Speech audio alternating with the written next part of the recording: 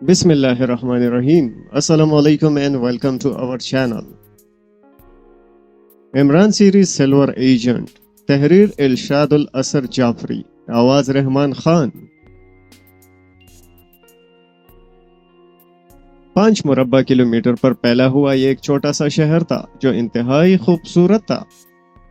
उसके हर चौक पर दीदार फव्वारे और मसनूई पहाड़ियां बनाई गई थी। शहर में कई छोटे छोटे खूबसूरत पार्क थे, छोटी छोटी लेकिन जदीद इमारतें, और ये तमाम इमारतें सिल्वर कलर की थी जो इंतहाई खूबसूरत लग रही थी। इस छोटे से शहर में नई और कीमती गाड़ियों की बहुतात थी, जिससे जाहिर होता था कि ये शहर अमीरों का है।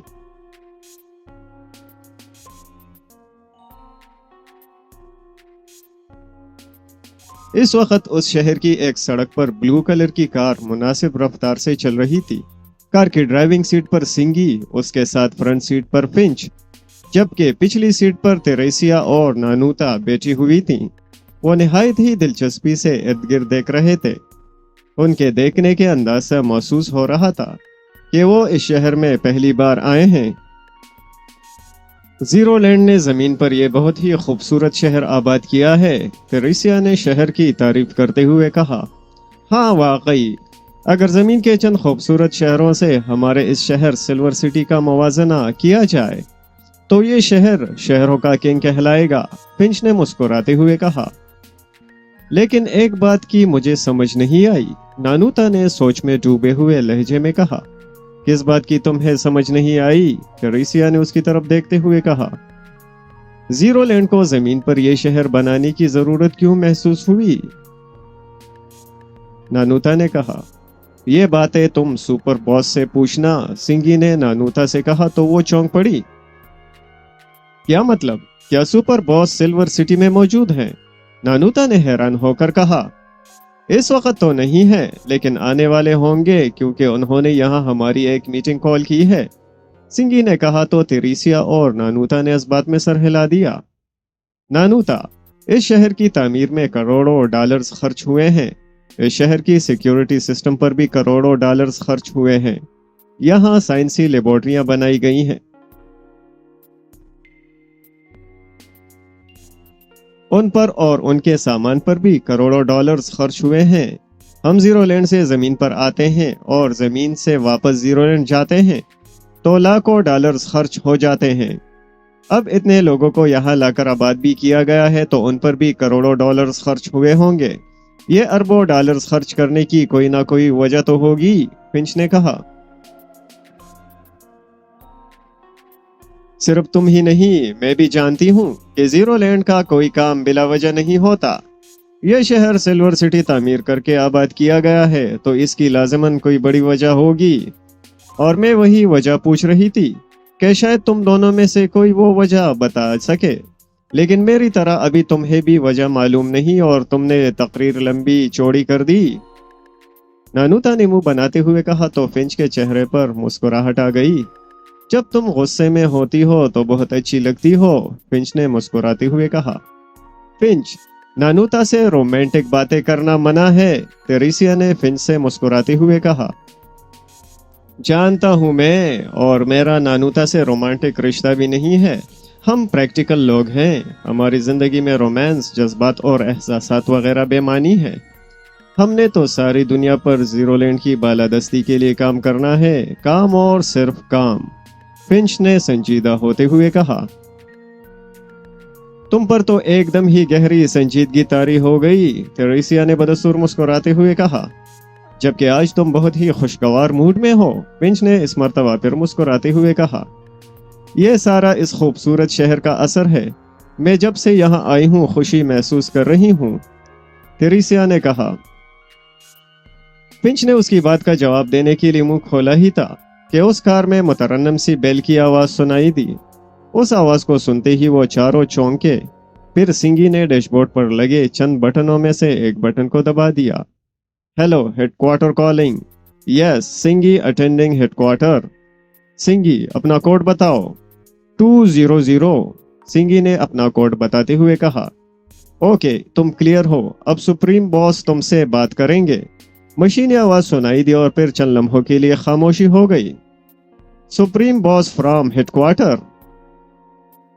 Yes supreme boss, सिंगी attending you. सिंगी, तुम चारों ने सिल्वर सिटी की सैर कर ली? यस सुप्रीम बॉस, हम सिल्वर सिटी की सैर कर चुके हैं। सिंगी, सुपर बॉस तुम्हारे पास पहुंचने वाला है। वो तुम्हें बताएगा कि जीरो लैंड ने क्यों अरबों डॉलर्स इस शहर को तामीर करने और इसे आबाद करने पर लगा दिए हैं। यस सुप्रीम बॉस, हम सुपर बॉस की आमद के मुंतजर हैं। सिंगी, तुमने सिल्वर सिटी की सेक्रेटरीट बिल्डिंग तो देखी हुई है? यस सुप्रीम बॉस, मैंने और फिंच ने सेक्रेटरीट बिल्डिंग देखी हुई है। सुपर बॉस से तुम्हारी मुलाकात उस सेक्रेटरीट में होगी। सुप्रीम बॉस की आवाज सुनाई दी। ओके सुप्रीम बॉस, हम कुछ देर में ही सेक्रेटरीट में पहुंच जाते हैं। Okay, that's all.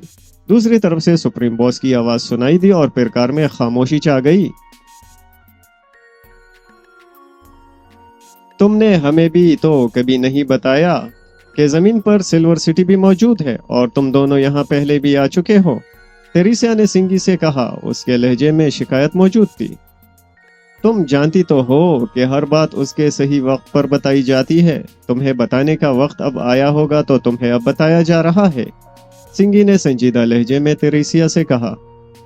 तुम इससे पहले कब सिल्वर सिटी आए थे?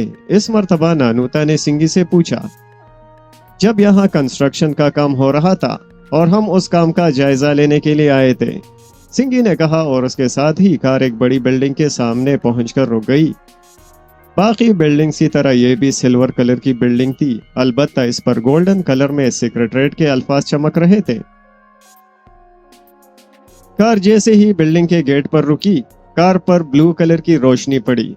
फिर 5 सेकंड बाद बिल्डिंग का गेट खुद ब खुद खुल गया। जैसे ही गेट खुला, सिंगी ने कार को आगे बढ़ाया। फिर कार एक वसी कंपाउंड में जाकर पहुंची और वहां रुक गई।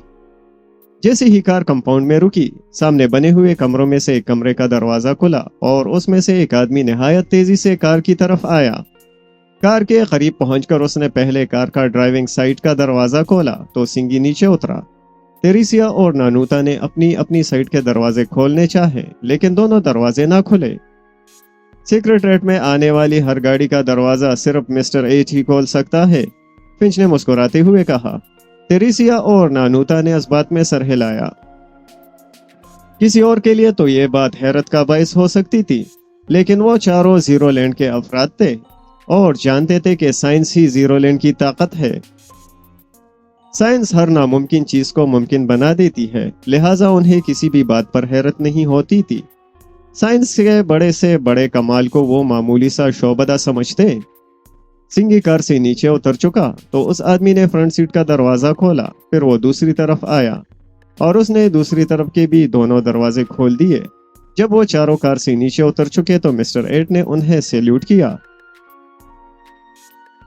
मैं जीरो लैंड की ग्रेट शख्सियत को सिल्वर सेक्रेटरीट में खुश आमदीद कहता हूँ, मिस्टर एट ने मुअद्दबाना लहजे में उनसे कहा तो उन चारों ने इस बात में सर हिलाया। तशरीफ रखिए, मिस्टर एट ने बदस्तूर मुअद्दबाना लहजे में कहा और फिर एक तरफ बढ़ गया। वो चारों भी उसके साथ चलने लगे। मिस्टर एट उन्हें लेकर एक कमरे में आ गया। ये कमरा भी अंदर से मुकम्मल तौर पर सिल्वर कलर का था, अलबत्ता फर्नीचर गोल्डन कलर का और ऐसे लगता था जैसे खालिस सोने से बना हुआ हो। आप तशरीफ रखिए और फरमाइए कि आप क्या पीना पसंद करेंगे। कमरे के एक खसूसी हिस्से में सोफे रखे थे और सोफों के दरमियान में भी एक मेज रखी थी। तुम ऐसा करो कि अनार का रस ले आओ, फिंच ने मिस्टर एड से कहा और फिर वो एक कुर्सी पर बैठ गया। ओके सर, मिस्टर एड ने मुअद्दबाना लहजे में कहा और फिर वो कमरे से बाहर चला गया। वो चारों सोफे पर बैठ गए। कुछ ही देर बाद मिस्टर एड कमरे में वापस आ गया।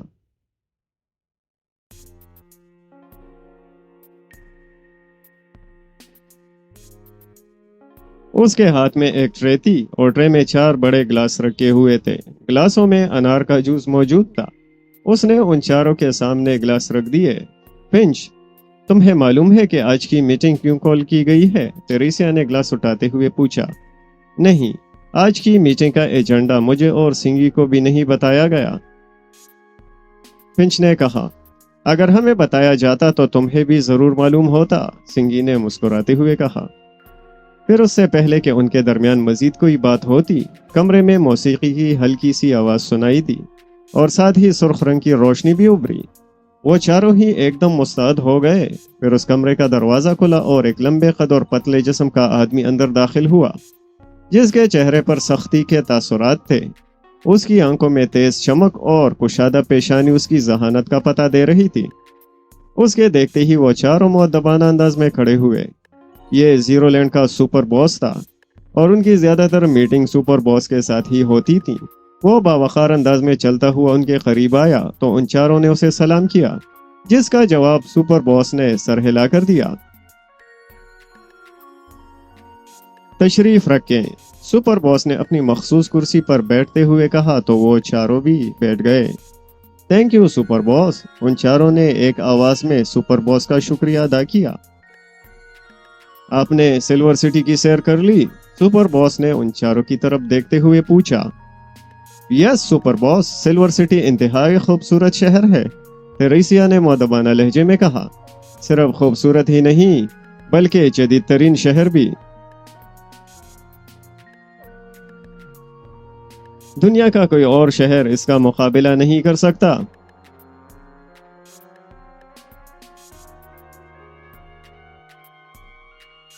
یہ ایک سائنٹیفک شہر بھی ہے اور اس سائنسی شہر کو آباد کرنے کا ایک خاص مقصد ہے، سپر باس نے باوقار لہجے میں کہا تو ان چاروں نے ہی اس بات میں سر ہلائے۔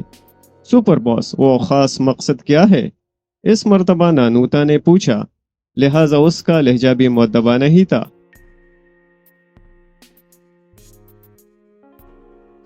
جب زیرو لینڈ کے تمام ممالک پر کنٹرول حاصل کر لے گا تو پھر پوری دنیا کو ایک ہی ملک بنا دے گا اور سلور سٹی اس ملک کا دارالحکومت ہوگا، سپر باس نے اس مرتبہ متکبرانہ لہجے میں کہا۔ سپر باس کی بات سن کر وہ چاروں اس طرح خوش ہو گئے جیسے زیرو لینڈ نے پوری دنیا پر کنٹرول حاصل بھی کر لیا ہو۔ ان کے دلوں میں پیدا ہونے والی خوشی نے ان کے چہروں کو بھی چمکا دیا تھا۔ آپ چاروں زیرو لینڈ کا قیمتی اثاثہ ہیں اور میں دیکھ رہا ہوں کہ میری بات نے آپ کو بے حد خوشی دی ہے۔ میں آپ کو بتانا چاہتا ہوں کہ وہ دن دور نہیں جب ہم اس پوری دنیا پر کنٹرول حاصل کر لیں گے۔ آپ چاروں یقیناً اس دنیا کے حکمرانوں میں سے ہوں گے کیونکہ آپ کی ذہانت اور آپ کی صلاحیتیں بے مثال ہیں۔ زیرو لینڈ کی ترقی میں آپ کا بہت بڑا حصہ ہے اور آپ زیرو لینڈ کا قیمتی اثاثہ ہیں۔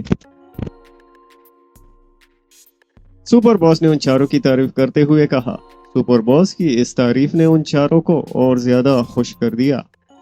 سپر باس، زیرو لینڈ کی ترقی اور اس کے عظیم مقصد کے حصول کی خاطر ہم اپنے خون کا آخری قطرہ بھی بہا دیں گے، سنگی نے کرسی سے اٹھتے ہوئے نہایت ہی جذباتی لہجے میں سپر باس سے کہا۔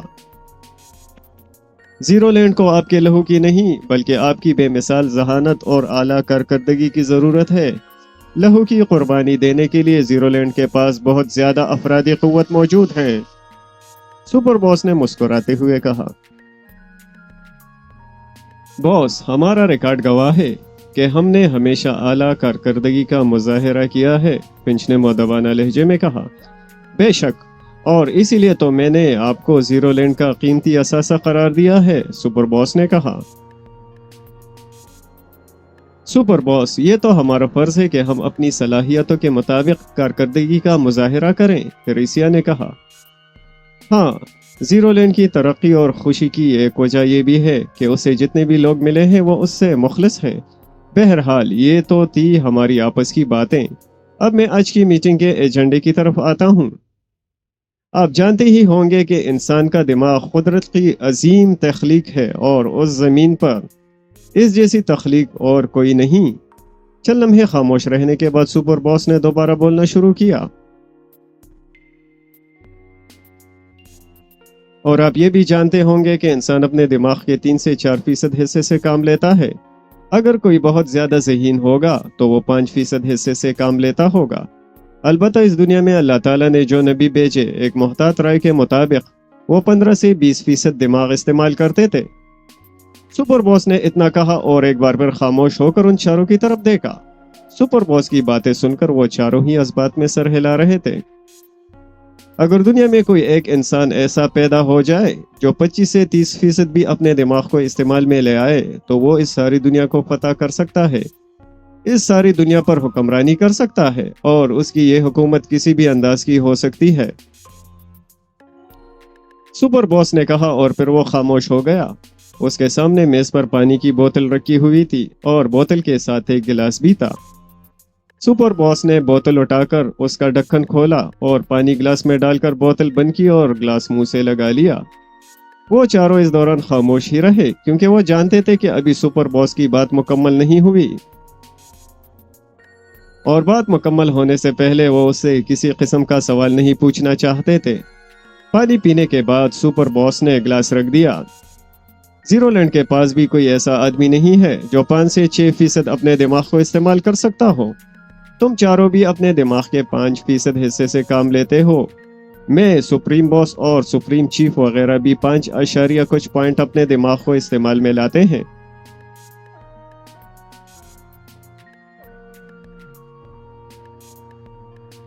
یہی حال ہمارے معزز سائنسدانوں کا بھی ہے۔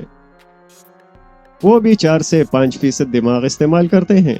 ہم لوگ بہت عرصے سے اس کوشش میں تھے کہ ہمارے ساتھ کچھ لوگ ایسے بھی عامل ہیں جو اپنے دماغ کا 6% سے زیادہ حصہ استعمال کرتے ہوں، اور اس پوری دنیا میں ہمیں صرف 2 انسان ایسے نظر آئے جو ہمارے محتاط اندازے کے مطابق اپنے دماغ کا 9 سے 10% حصہ استعمال کرتے ہیں۔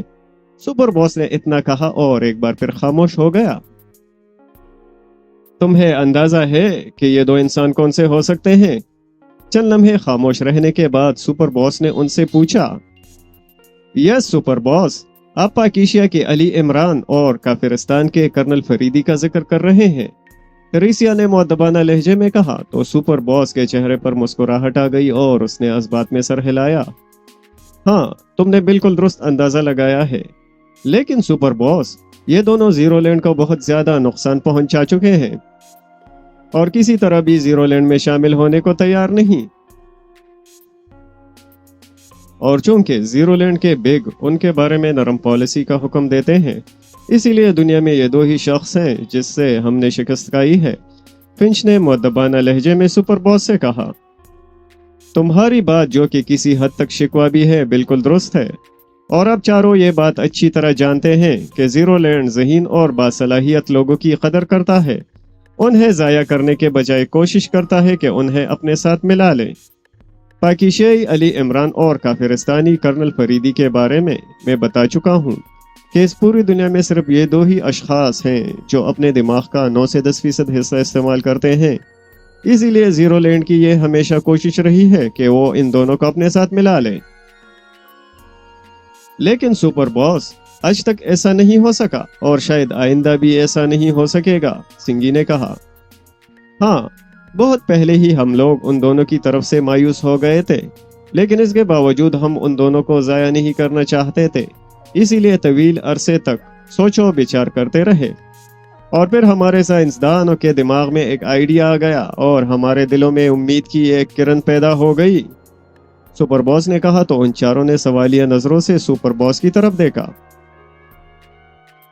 ہمارے سائنسدان ایک مشین تیار کر رہے ہیں، اس مشین کو انہوں نے مائنڈ مشین کا نام دیا ہے، جسے ایم مشین کہا جائے گا۔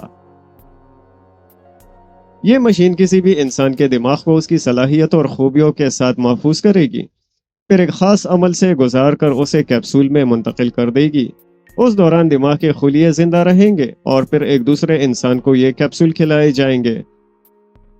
اسے مخصوص عمل سے بھی گزارا جائے گا۔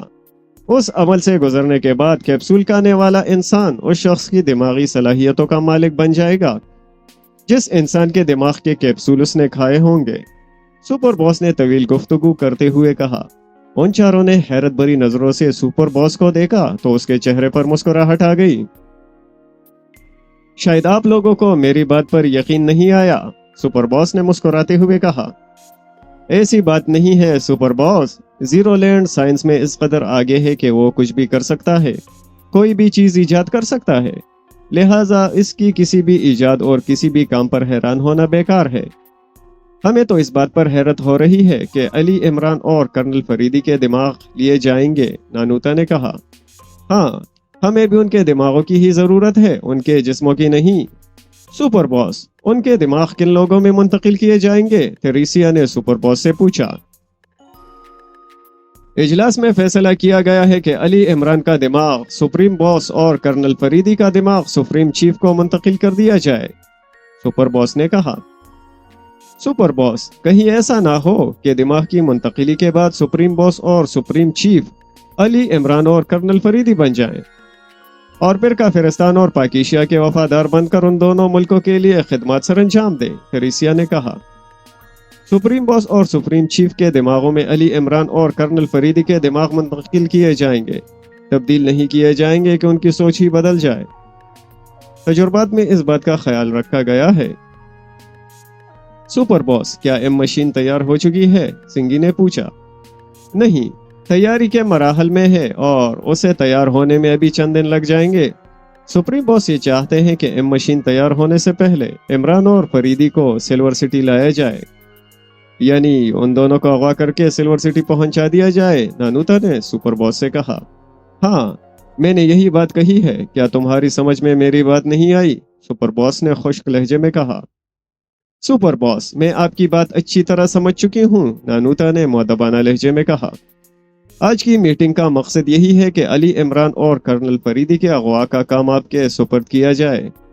हम तैयार हैं सुपर बॉस। अली इमरान और कर्नल फरीदी बहुत जल्द सिल्वर सिटी में मौजूद होंगे, सिंगी ने कहा।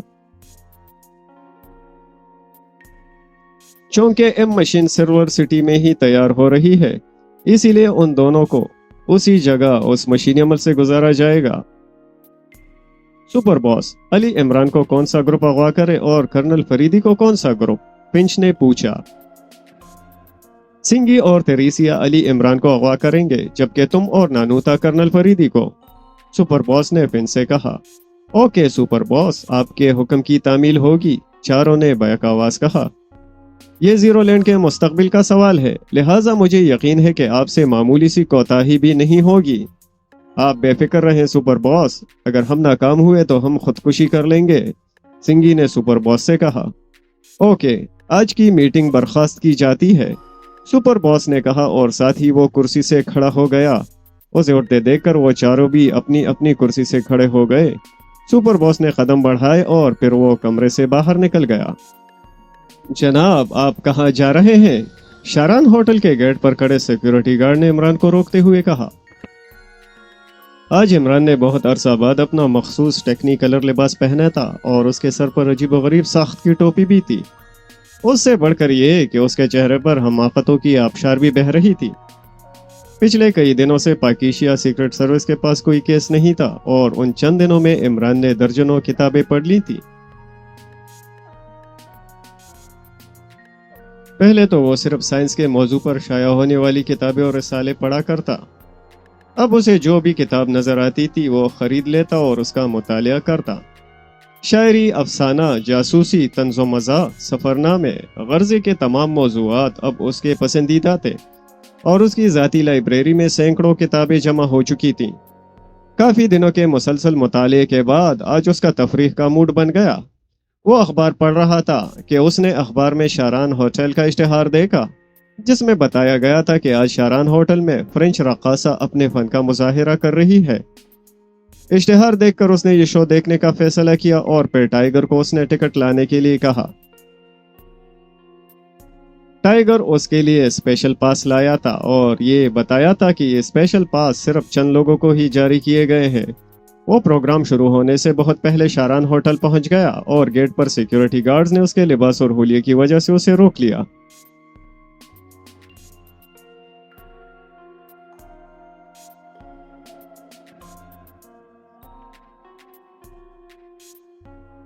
हाय, मैं कहाँ जा रहा हूँ? ये तो मुझे खुद भी नहीं मालूम भाई। मैं तुम्हें क्या बताऊं? इमरान ने हमाकाना अंदाज में सिक्योरिटी गार्ड से कहा। तुम उधर को जा रहे थे, उधर जाओ, इस तरफ जाना मना है। इस मर्तबा सिक्योरिटी गार्ड ने सख्त लहजे में कहा। क्यों भाई, उस तरफ जाना क्यों मना है? इमरान ने हॉल की तरफ इशारा करते हुए कहा। इसीलिए कि आज यहाँ शो है और शो में सिर्फ वही जा सकता है जिसके पास टिकट या खसूसी पास हो। सिक्योरिटी गार्ड ने इस मर्तबा समझाने वाले अंदाज में इमरान से कहा तो इमरान ने जेब में हाथ डाला। पास? कहीं तुम इसका जिक्र तो नहीं कर रहे? इमरान ने उसे स्पेशल पास दिखाते हुए कहा। अरे ये तो स्पेशल पास है, ये तुम्हें कहाँ से मिला? सिक्योरिटी गार्ड ने चौंकते हुए कहा। बाहर फुटपाथ पर गिरा हुआ था, मैंने उठा लिया। इमरान ने बाहर की तरफ इशारा करते हुए कहा। लाओ ये मुझे दो और तुम जल्दी से भाग जाओ, सिक्योरिटी गार्ड ने तेज लहजे में कहा और साथ ही उसने इमरान के हाथ में मौजूद स्पेशल कार्ड की तरफ हाथ बढ़ाया। बचाओ बचाओ, डाकू डाकू। जैसे ही सिक्योरिटी गार्ड ने इमरान की तरफ हाथ बढ़ाया, इमरान यकदम बौखलाकर पीछे हटा और उसके साथ ही उसने शोर भी मचा दिया। उसके शोर मचाने पर वहां चंद लोग इकट्ठे हो गए। क्या हुआ, क्या हुआ? लोगों ने इमरान की तरफ दिलचस्प नजरों से देखते हुए पूछा। ये डाकू है, ये मुझसे मेरी दौलत छीनना चाहता है। इमरान ने घबराए हुए लहजे में कहा। दौलत? क्या तुम्हारे पास दौलत है? एक नौजवान ने मुतजस्सिस लहजे में उससे पूछा। हाँ हाँ, ये देखो, ये दौलत है, इमरान ने स्पेशल कार्ड दिखाते हुए कहा। जनाब, ये प्रोग्राम के शो का स्पेशल पास है, इस पागल को न जाने कहां से मिल गया और अब ये हॉल में दाखिल होना चाहता है। सिक्योरिटी गार्ड ने वहां मौजूद लोगों से कहा। भाई, अगर इसके पास शो का कार्ड मौजूद है फिर तो तुम इसे नहीं रोक सकते, एक आदमी ने सिक्योरिटी गार्ड से कहा। जनाब, ये गार्ड होटल के किसी मुअज़्ज़ज़ गाहक से गिर गया है और इस पागल ने उठा लिया, सिक्योरिटी गार्ड ने उस आदमी से कहा। आपने देखा, ये मुझे पागल कह रहा है, इमरान ने आदमियों की तरफ देखते हुए बड़ी मासूमियत से कहा और साथ ही उसने रोना भी शुरू कर दिया। अरे अरे, अच्छे बच्चे रोते नहीं हैं, एक नौजवान ने उसे चमकारते हुए कहा तो कई अफराद के चेहरों पर मुस्कुराहट आ गई। फिर उसी लम्हे हॉल का गेट खुला और एक आदमी बाहर आ गया। उसके सीने पर टैग लगा हुआ था जिस पर उसका नाम रिजवान और नीचे सुपरवाइजर लिखा हुआ था। उबैदुल्ला, यहाँ क्या हो रहा है? सुपरवाइजर ने सिक्योरिटी गार्ड से पूछा। बॉस, ये पागल आदमी है और फुटपाथ पर गिरा हुआ स्पेशल कार्ड इसके हाथ लग गया है, अब ये अंदर जाने की जिद कर रहा है, सिक्योरिटी गार्ड ने इमरान की तरफ इशारा करते हुए कहा तो सुपरवाइजर ने इमरान की तरफ देखा और इमरान को देखकर वो चौंक पड़ा क्योंकि वो इमरान को अच्छी तरह जानता था। ओह इमरान साहब, आप यहाँ क्यों खड़े हैं? अंदर तशरीफ ले आइए, सुपरवाइजर ने मुअद्दबाना लहजे में कहा। सुपरवाइजर को मुअद्दबाना लहजे में बात करते देखकर सिक्योरिटी गार्ड तो परेशान हो गया, जबकि दूसरे लोग हैरान हुए। उनके लिए यह हैरान होने वाली बात थी क्योंकि इमरान तो अपने लिबास और शक्ल से अहमक लग रहा था और हरकतों से तो वो पागल दिखाई दे रहा था, लेकिन सुपरवाइजर उससे मुअद्दबाना लहजे में बात कर रहा था।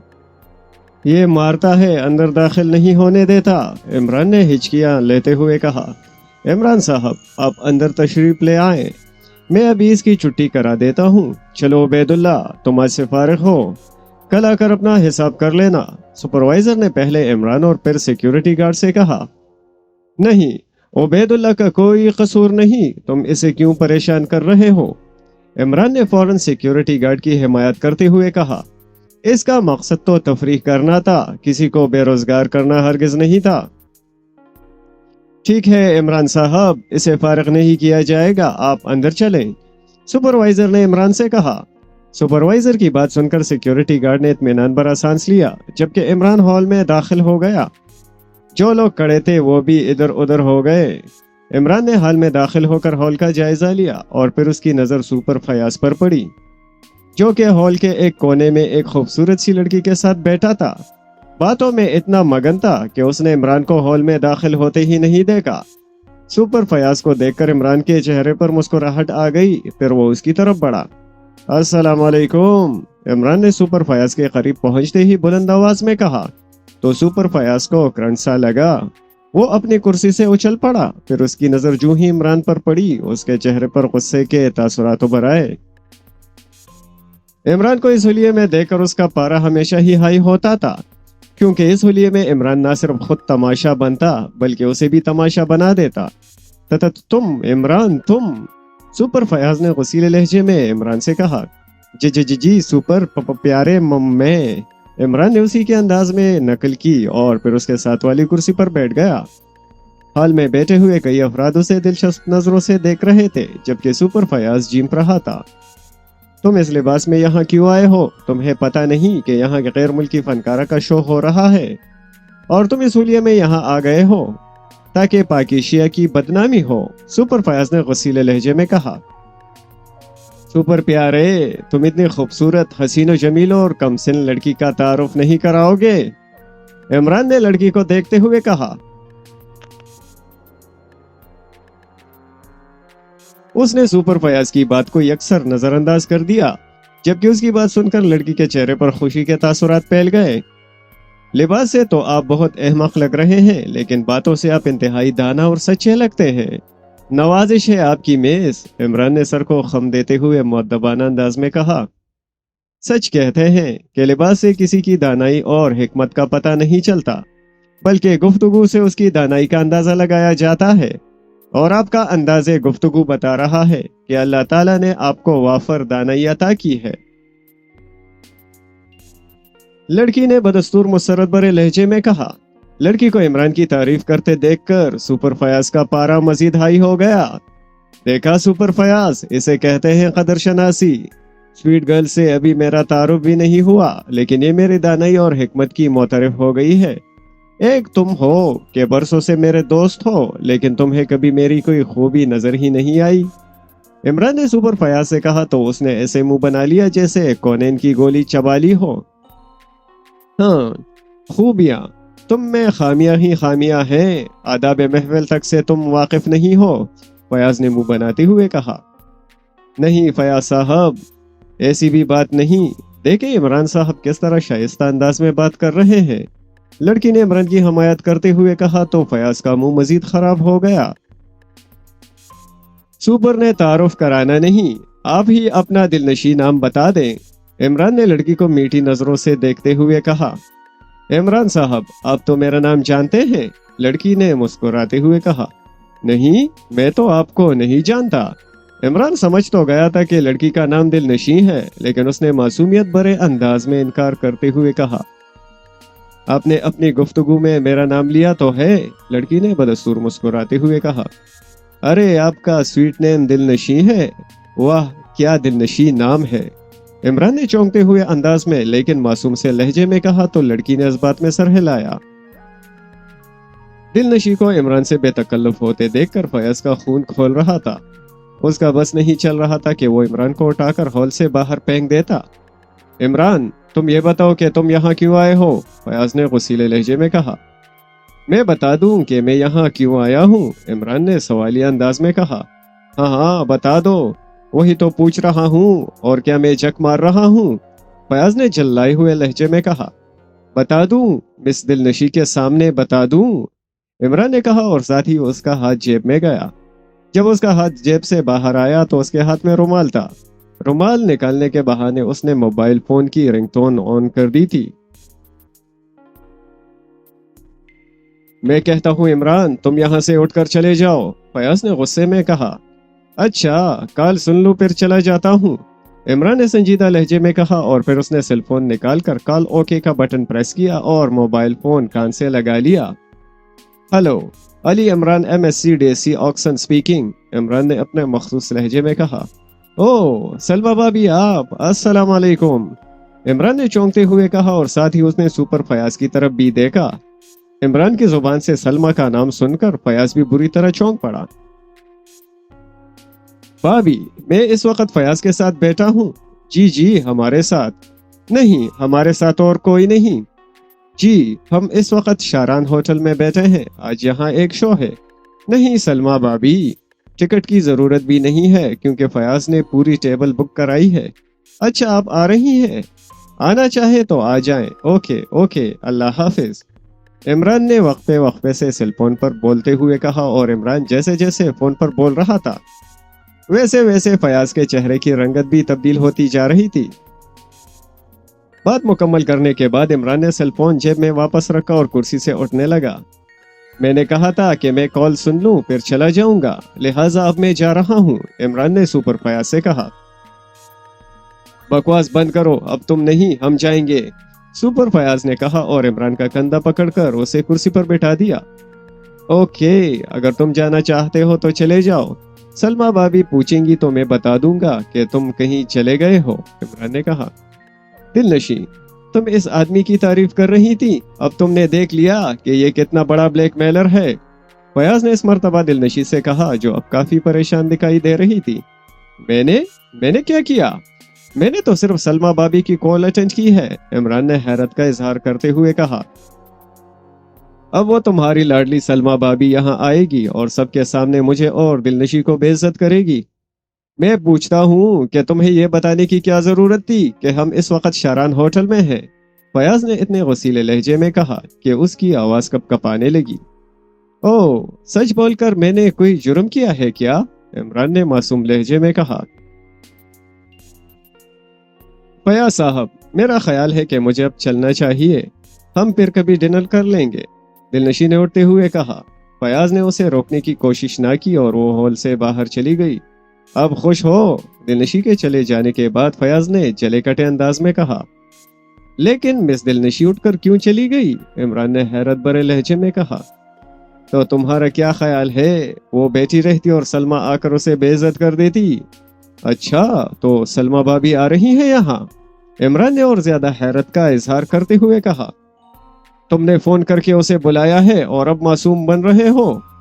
फोन पर सलमा भाभी से बात नहीं तो मैं तो खाली फोन पर कॉल सुनने का नशा पूरा कर रहा था। पिछले 2 दिनों से कोई कॉल ही नहीं आई थी, जिसकी वजह से बेचैनी हो रही थी।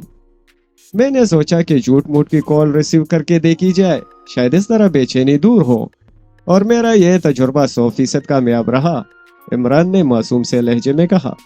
इमरान, मैं तुम्हें कत्ल कर दूंगा, फयाज ने गुस्सीले लहजे में कहा और साथ ही उसने इमरान की गर्दन भी पकड़ ली। हॉल में बैठे हुए तमाम लोगों ने उन्हें हैरत और गुस्से से देखा। बचाओ बचाओ, इमरान ने पूरी कुव्वत से चीखते हुए कहा तो कई वेटर्स दौड़ते वहां आ गए।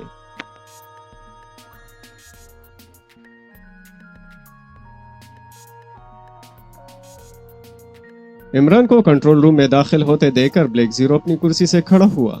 अस्सलाम वालेकुम। वालेकुम अस्सलाम इमरान साहब, मैं चाय बना कर ले आऊं, फिर बातें करेंगे, वरना आपकी बातों के दौरान चाय भूल जाती है। ब्लैक जीरो ने सलाम का जवाब देने के बाद मुस्कुराते हुए कहा और किचन की तरफ बढ़ गया। चंद मिनट बाद वो चाय बना कर ले आया। एक कप उसने इमरान के सामने मेज पर रख दिया। इमरान साहब, आप कल शारान होटल गए थे शो देखने, कैसा था शो? ब्लैक जीरो ने इमरान से पूछा।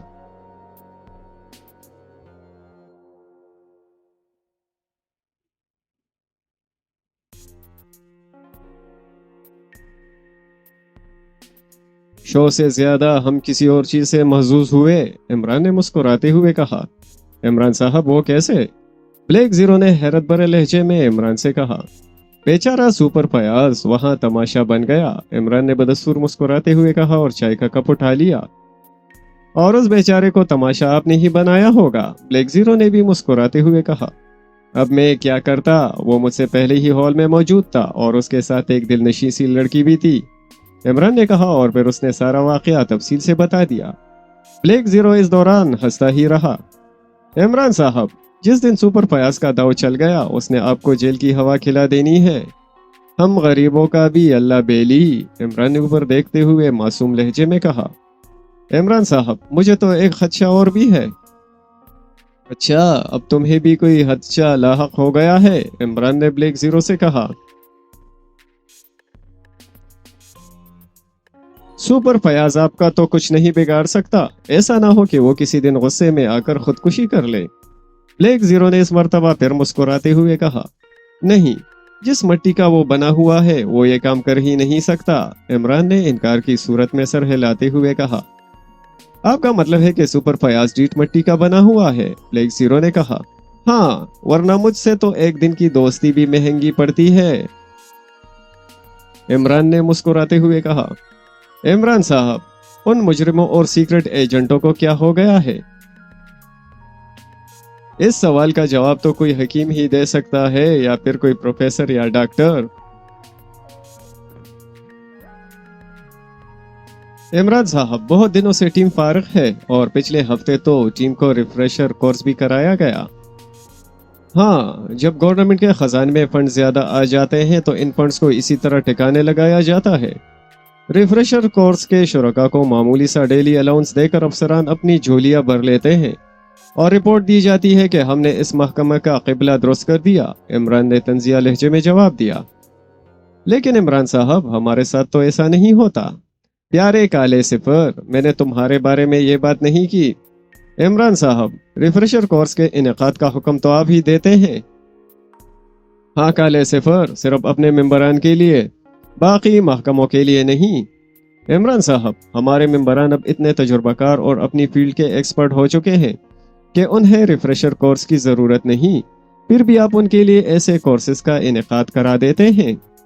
ہاں، جب فراغت بڑھ جائے تو پھر ایسے کورس ضروری ہو جاتے ہیں، ورنہ ممبران کی صلاحیتوں کو زنگ بھی لگ سکتا ہے۔ اور تمہیں معلوم ہوگا کہ فراغت بوریت کو جنم دیتی ہے اور بوریت انسان کو ناکارہ کر دیتی ہے۔ عمران صاحب، سائنس میگزین کے پچھلے شمارے میں آپ کا جو مضمون شائع ہوا تھا، اسے تو دنیا بھر میں خوب پذیرائی ملی ہے۔ بلیک زیرو نے ایک بار پھر باتوں کا موضوع بدلتے ہوئے کہا، اچھا، تمہیں کیسے معلوم ہوا؟ اس مہینے سائنس میگزین میں شائع ہونے والے خطوط پڑھ کر، یعنی دنیا بھر میں میرے مداح بڑھتے جا رہے ہیں۔ جی ہاں عمران صاحب، اب آپ سائنس میگزین انٹرنیشنل کی ضرورت بن چکے ہیں۔ سائنسی میگزین کا خطوط کو کالم جولیا کو دیکھنا پڑے گا۔ عمران صاحب، وہ کس لیے؟ جولیا مجھے بیکار انسان سمجھتی ہے اور کہتی ہے کہ مجھے کوئی گداس ڈالنے کو بھی تیار نہیں۔ دنیا بھر سے آئے ہوئے خطوط پڑھ کر اسے اندازہ ہوگا کہ میں دنیا بھر میں کتنا پاپولر ہوں۔ عمران نے کہا تو بلیک زیرو مسکرانے لگا۔ عمران صاحب، اس بیچاری کو تو آپ کی خوبیوں کا علم ہے، لیکن آپ کو اس کے جذبات کی قدر ہی نہیں۔ اچھا، تمہیں بھی مجھ سے یہی شکوہ ہے؟ یعنی جن پتوں پر تکیہ کیے ہیں وہی پتے ہوا دینے لگے۔ عمران صاحب، آپ مجھے پتا سمجھتے ہیں؟ بلیک زیرو ایک بار پھر شکوے برے لہجے میں بولا، تم مجھے ہوا دو گے تو میں تمہیں پتا ہی سمجھوں گا نا؟ عمران نے مسکراتے ہوئے کہا۔ پھر اس سے پہلے کہ بلیک زیرو جواب میں کچھ کہتا، ٹیلی فون کی بیل بجنے لگی۔ X2، چیف، جولیا بول رہی ہوں۔ یس جولیا، کس لیے فون کیا؟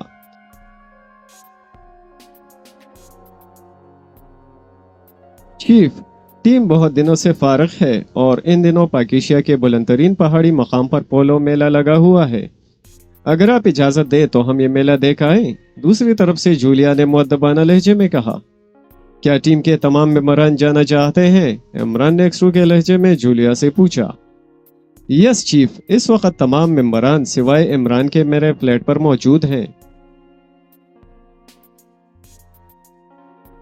عمران کو ممبران میں شامل مت کیا کرو، وہ پاکیشیا سیکرٹ سروس کے پیرول پر نہیں ہے۔ یس چیف۔ X2 کی ڈانٹ سن کر جولیا کی سہمی ہوئی آواز سنائی دی۔ اگر تمہیں فوری طور پر واپس آنا پڑے تو پھر تم لوگ کیسے واپس آؤ گے؟ چیف، ہم صرف ایک دن کے لیے جانا چاہتے ہیں، ہیلی کاپٹر سروس پر۔ صبح جائیں گے اور شام کو واپس آ جائیں گے، اور ایمرجنسی میں آنا پڑا تو اسپیشل ہیلی کاپٹر کرا لیں گے۔ اوکے، اجازت ہے تمہیں، عمران نے کہا، اور اس کے ساتھ ہی اس نے ریسیور بھی رکھ دیا۔ عمران جانتا تھا کہ ان دنوں پاکیشیا کے ایک پہاڑی علاقے میں میلہ لگتا ہے، اور اس میلے کی خاص بات پولو کا کھیل ہے، اور اسے دنیا کے بلند ترین مقام پر کھیلے جانے والے پولو ٹورنامنٹ کا اعزاز حاصل ہے۔ دنیا بھر کے سیاح اس میلے کو دیکھنے آتے ہیں۔ دارالحکومت اور ان پہاڑی علاقوں کے درمیان گورنمنٹ آف پاکیشیا نے ہیلی کاپٹر سروس دی ہوئی تھی، جس کا کرایہ تقریباً روڈ ٹرانسپورٹ کے برابر ہی تھا، اور میلے کے دنوں میں اس ہیلی کاپٹر سروس کو بڑھا دیا جاتا۔ بکنگ پر بھی ہیلی کاپٹر فوراً مہیا کر دیے جاتے۔ اسی لیے عمران نے جولیا کو اجازت دے دی تھی کہ کسی بھی ایمرجنسی کی صورت میں وہ لوگ فوراً واپس آ سکتے۔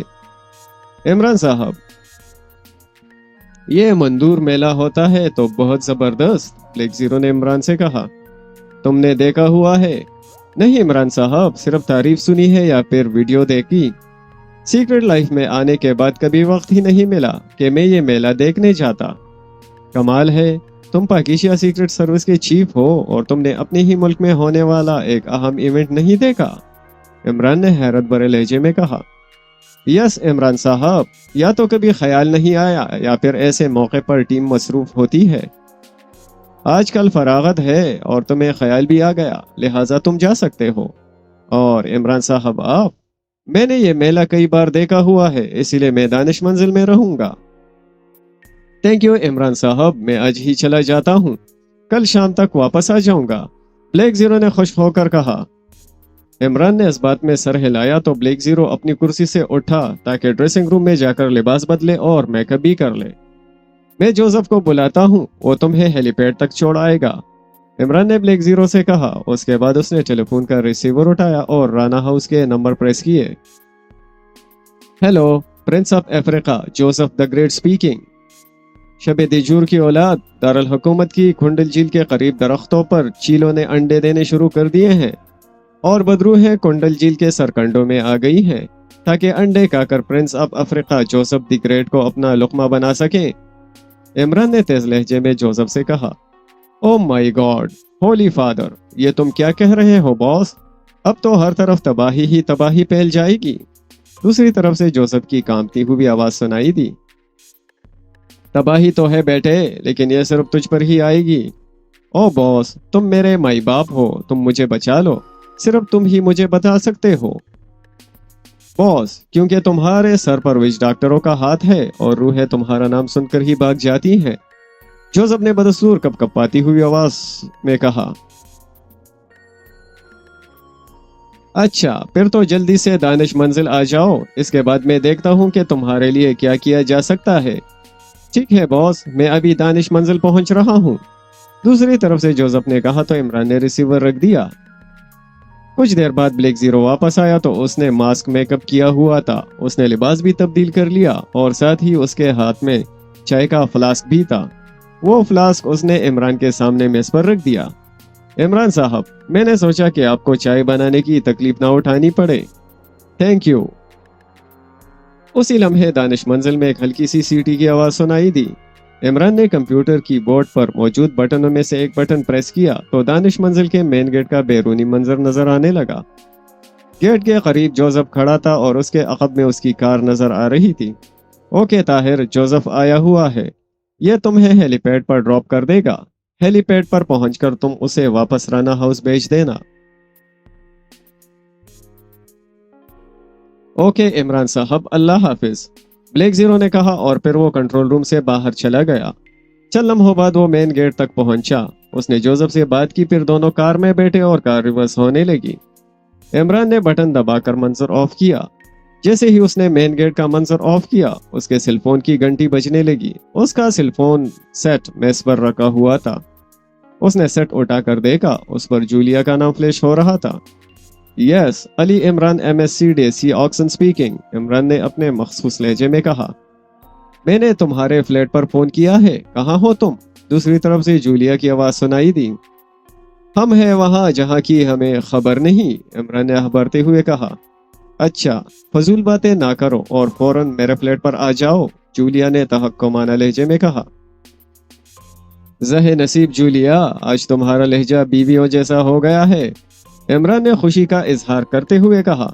بکواس بند کرو، کل صبح ہم میلہ مندور دیکھنے جا رہے ہیں، تمام ساتھی میرے فلیٹ پر موجود ہیں، تم بھی آ جاؤ تاکہ پروگرام فائنل کیا جا سکے، دوسری طرف سے جولیا نے ڈانٹتے ہوئے کہا۔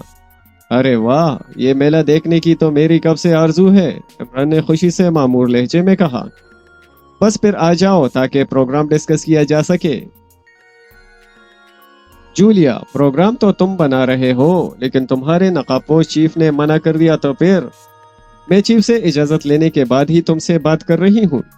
کیا بات ہے جولیا؟ آج کل تمہارا چیف تمہاری ہر بات مان لیتا ہے، کہیں تنویر کے بعد اس کا ارادہ بھی تو میرا رقیب روسیہ بننے کا نہیں۔ بکواس بند کرو، چیف تم جیسی گھٹیا سوچ کا مالک نہیں۔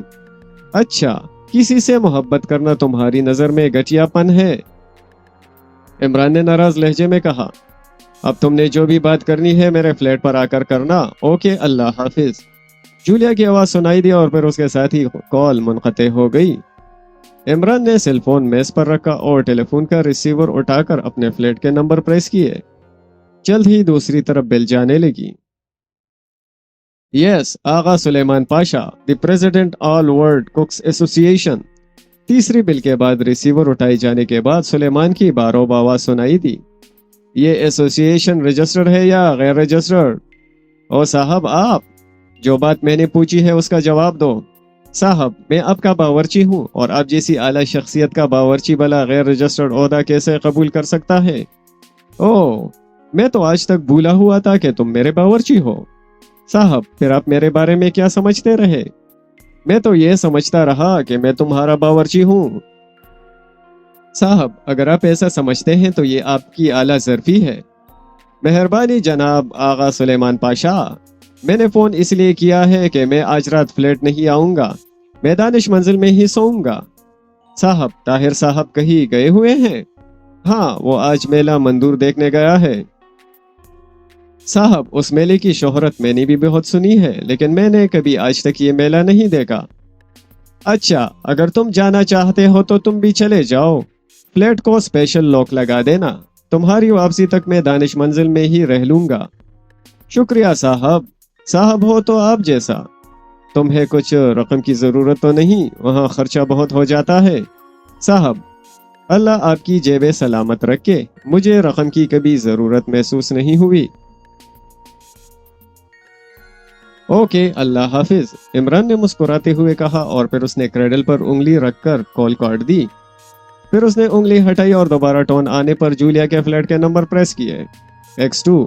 जैसे ही दूसरी तरफ से कॉल रिसीव हुई, इमरान ने X2 के मखसूस लहजे में कहा, yes boss, Julia speaking. Julia, Imran ने भी तुम्हारे साथ जाने की इजाजत मांगी है, लेकिन मैंने इनकार कर दिया क्योंकि ऐसे मौक़ों पर इमरान ऐसी हरकतें करता है कि उसके साथ वाले तमाशा बन जाते हैं। लिहाजा इमरान तुम्हारे साथ नहीं जाएगा। इमरान ने X2 के मखसूस लहजे में कहा और फिर उसने जूलिया की बात सुने बगैर रिसीवर क्रेडल पर रख दिया। उसके बाद वो उठा और दानिश मंजिल की लाइब्रेरी में गया। उसने 2 किताबें मुंतखब की और वापस कंट्रोल रूम में आकर अपनी कुर्सी पर बैठा और किताबें पढ़ने लगा। रात के खाने का वक्त हुआ तो उसने दानिश मंजिल का खुदकौर सिस्टम ऑन किया और होटल से खाना खाया। इसके बाद वो दानिश मंजिल में आया तो उसने नमाज अदा की और दोबारा किताब पढ़ने लगा। रात 12 बजे तक उसने 2 किताबें पढ़ ली। दानिश मंजिल का खुदकार सिस्टम चूंकि ऑन था, इसीलिए उसे दोबारा ऑन करने की जरूरत नहीं थी। वो कुर्सी से उठकर 3 सीटर सोफे पर गया। ब्लैक जीरो उसी सोफे पर सोता था। वो भी उसी सोफे पर आकर लेट गया। अगली सुबह वो अपनी आदत के मुताबिक अजान के वक्त बेदार हुआ। नमाज पढ़ने के बाद उसने अपनी मखसूस वर्जिशें की, फिर किचन में जाकर हल्का सा नाश्ता किया। नाश्ते के बाद उसने दानिश मंजिल के तमाम कमरों का जायजा लिया और फिर वापस कंट्रोल रूम में आ गया। उसने साइंस मैगजीन के लिए मजमून लिखना था। वो मजमून लिखने बैठ गया। उसे मजमून लिखते हुए न जाने कितनी देर हो गई थी कि अलार्म की आवाज ने उसे चौंका दिया। उसने वॉल क्लॉक की तरफ देखा तो लंच का वक्त हो रहा था। मजमून अभी आधा ही लिखा था। उसने कागज मेज की दराज में रखे और लिबास तब्दील करके कार में आ बैठा। दानिश मंजिल का खुदकार सिस्टम अभी तक ऑन था, इसीलिए इमरान कार में बैठकर बाहर आ गया। आज बहुत अरसा बाद उसे टिप टॉप होटल की याद आई थी। किसी जमाने में वो उस होटल में बहुत ज्यादा जाता था और आज उस होटल की याद आने पर उसने फैसला किया कि वो उसी होटल में लंच करे। ये फैसला करने के बाद वो टिप टॉप होटल पहुंच गया। हॉल में पहुंचते ही वो एक खाली मेज की तरफ बढ़ा और कुर्सी पर बैठा।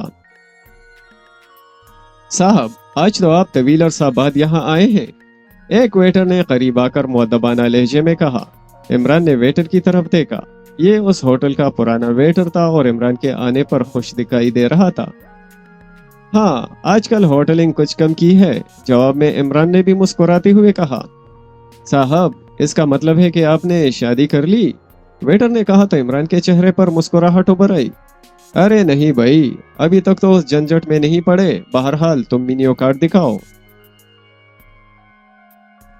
इमरान ने बदस्तूर मुस्कुराते हुए कहा तो वेटर ने मेन्यू कार्ड इमरान के हवाले किया। मेन्यू कार्ड देकर इमरान ने अपना ऑर्डर नोट करा दिया।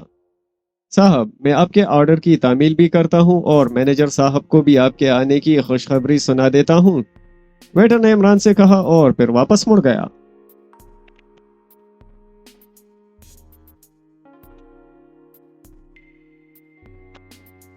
फिर कुछ ही देर में उसे खाना सर्व कर दिया गया। खाने से फारिग होकर वो चाय पी रहा था कि होटल का मैनेजर उसके करीब आ गया। अस्सलाम वालेकुम इमरान साहब। वालेकुम अस्सलाम, तशरीफ रखिए मैनेजर साहब। इमरान साहब, आपने यहाँ आना छोड़ दिया? क्या हमारे कानों का मयार गिर गया है? नहीं मैनेजर साहब, ऐसी तो कोई बात नहीं, बस होटलिंग कम हो गई है। इमरान साहब, आप आते हैं तो हमारे होटल की रौनक बढ़ जाती है, लोग खुश हो जाते हैं। پھر تو آپ مجھے تنخواہ دیا کریں، عمران نے بدستور مسکراتے ہوئے کہا۔ تنخواہ؟ مینیجر نے وضاحت طلب انداز میں کہا۔ ہاں، میں جوکر کا کام کرتا ہوں نا۔ اور نو عمران صاحب، میرے کہنے کا ہرگز یہ مقصد نہیں تھا، اور نہ ہی میری یہ جرت ہے کہ میں آپ کو جوکر کہوں۔ مینیجر نے فوراً ہی شرمندہ سے لہجے میں کہا تو عمران کے چہرے پر ایک بار پھر مسکراہٹ آ گئی۔ مینیجر صاحب، اگر آج کل بے روزگاری میں جوکر کی نوکری بھی مل جائے تو بڑی غنیمت کی بات ہے۔ آپ شاید ٹھیک کہہ رہے ہیں عمران صاحب، لیکن ہم نہ تو آپ کو جوکر کہہ سکتے ہیں اور نہ ہی سمجھ سکتے ہیں۔ البتہ آپ کی پرلطف باتوں کو انجوائے ضرور کرتے ہیں، مینیجر نے عمران سے کہا۔ ان باتوں کے دوران عمران چائے سے بھی فارغ ہو چکا تھا، اسی لیے اس نے ویٹر کو قریب آنے کا اشارہ کیا۔ یس سر، ویٹر نے قریب آ کر مؤدبانہ لہجے میں کہا۔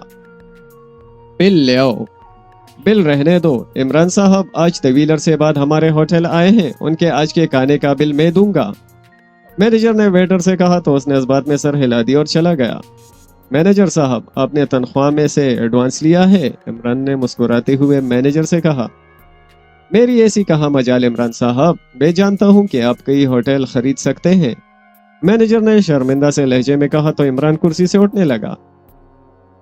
عمران صاحب، اب آپ آئے ہیں تو میں گزارش کروں گا کہ آپ آنے کا سلسلہ جاری رکھیں، مینیجر نے کاروباری انداز میں کہا، اور عمران کے ساتھ وہ بھی کرسی سے کھڑا ہوا۔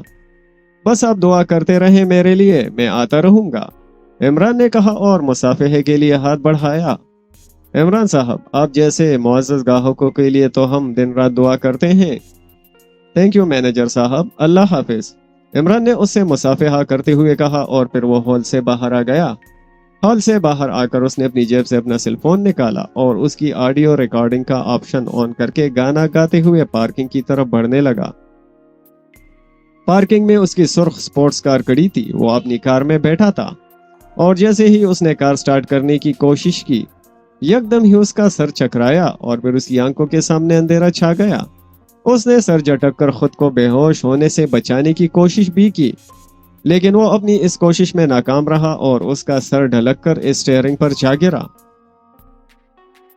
فنچ، تم نے کرنل فریدی کو اغوا کرنے کا کیا پلان بنایا ہے؟ نانوتا نے فنچ سے کہا۔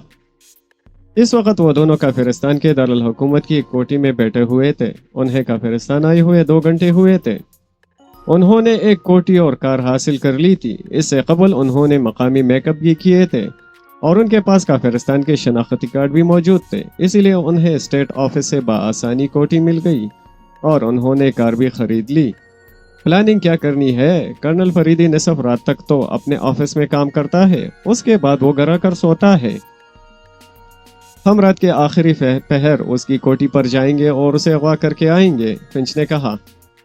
تم تو ایسے کہہ رہے ہو جیسے کرنل فریدی کو اغوا نہیں کرنا بلکہ کسی بکری کو چوری کرنا ہے۔ اچھا تم بتاؤ کہ اگر کرنل فریدی کو اغوا کرنے کے لیے صرف تم ہوتی تو کیا کرتی؟ کرنل فریدی کا معاملہ ہے، میں تو لمبی چوڑی پلاننگ کرتی۔ وہی تو میں پوچھ رہا ہوں کہ کیا پلاننگ کرتی؟ تم اس گیس اپنے ساتھ لائے ہو؟ ہاں، اس گیس کا پسٹل میرے بیگ میں موجود ہے۔ بس پھر میں یہی پلاننگ کرتی جو تم نے کی ہے۔ میں نے کیا پلاننگ کی ہے؟ اس گیس بے رنگ، بے بو اور سریع الاثر گیس ہے۔ جب اس کے کیپسولوں کو پسٹل سے فائر کیا جاتا ہے تو اس فائر کی معمولی سی آواز بھی پیدا نہیں ہوتی۔ یہ گیس جب پھیلتی ہے تو تقریباً 100 میٹر کے ایریا میں موجود تمام جانداروں کو پلک جھپکنے میں بے ہوش کر دیتی ہے۔ تم یہ گیس کرنل فریدی کی کوٹھی میں پھیلا کر اسے بے ہوش کرنا چاہتے ہو، اس طرح اس کے اغوا میں آسانی ہو جائے گی۔ کرنل فریدی زیرو فورس کا چیف ہے، اس کی کوٹھی پر سائنسی حفاظتی سسٹم بھی ہوگا، اس کے لیے تم ایم مشین ساتھ لائے ہوگے، اس کی موجودگی میں تمام حفاظتی سسٹم جامد ہو جاتا ہے۔ نانوتا نے کہا تو فنچ کے چہرے پر مسکراہٹ آ گئی اور ساتھ ہی اس نے اس بات میں سر بھی ہلا دیا۔ تم خود اتنی عقل مند ہو نانوتا، پھر بھی تم مجھ سے سوال پوچھتی ہو، فنچ نے مسکراتے ہوئے کہا۔ دراصل اس مشن کی پلاننگ تم نے کر لی تھی، اسی لیے میں نے اس کے بارے میں کچھ بھی نہیں سوچا۔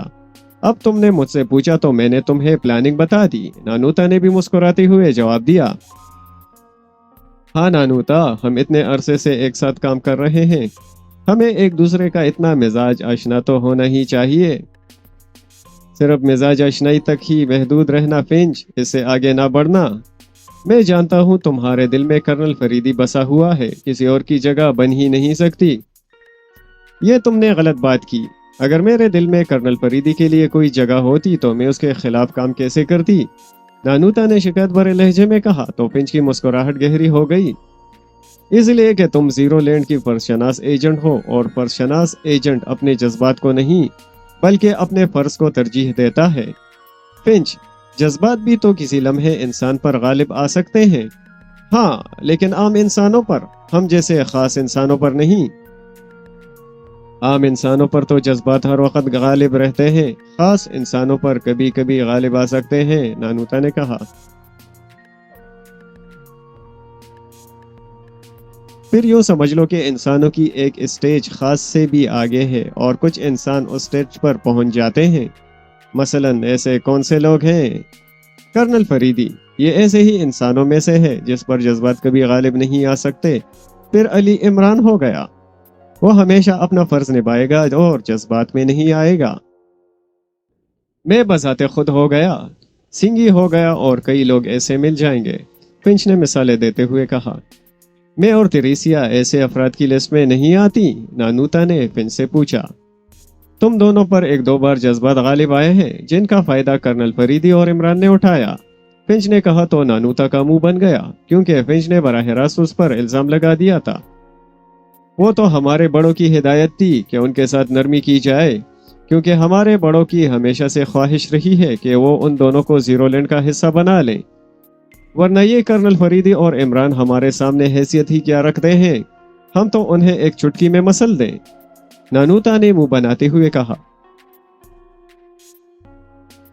بے شک ہم سب جانتے ہیں کہ تم اور تریسیا 200 شیرنیوں پر باری ہو، فنچ نے مسکراتے ہوئے کہا۔ اس کی کوشش تھی کہ نانوتا کا خراب موڈ بحال کیا جائے، اور فنچ کی اس بات سے نانوتا کا موڈ بحال بھی ہو گیا۔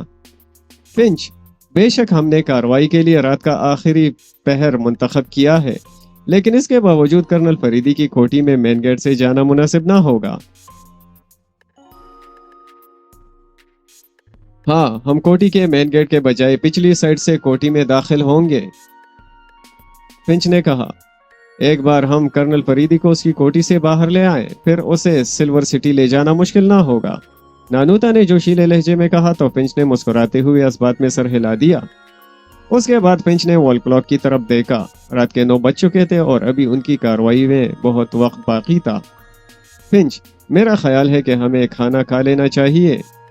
تم ٹھیک کہہ رہی ہو، مجھے بھی بھوک لگی ہوئی ہے۔ رات کے تقریباً 3 بجنے والے تھے جب فنچ اور نانوتا کار میں سوار ہو کر سیتا کالونی کی طرف بڑھے۔ اس کالونی میں کرنل فریدی کی کوٹھی تھی۔ کوٹھی میں کرنل فریدی کے علاوہ 4 ملازم رہتے تھے، 2 چوکیدار تھے، ایک مالی اور ایک باورچی۔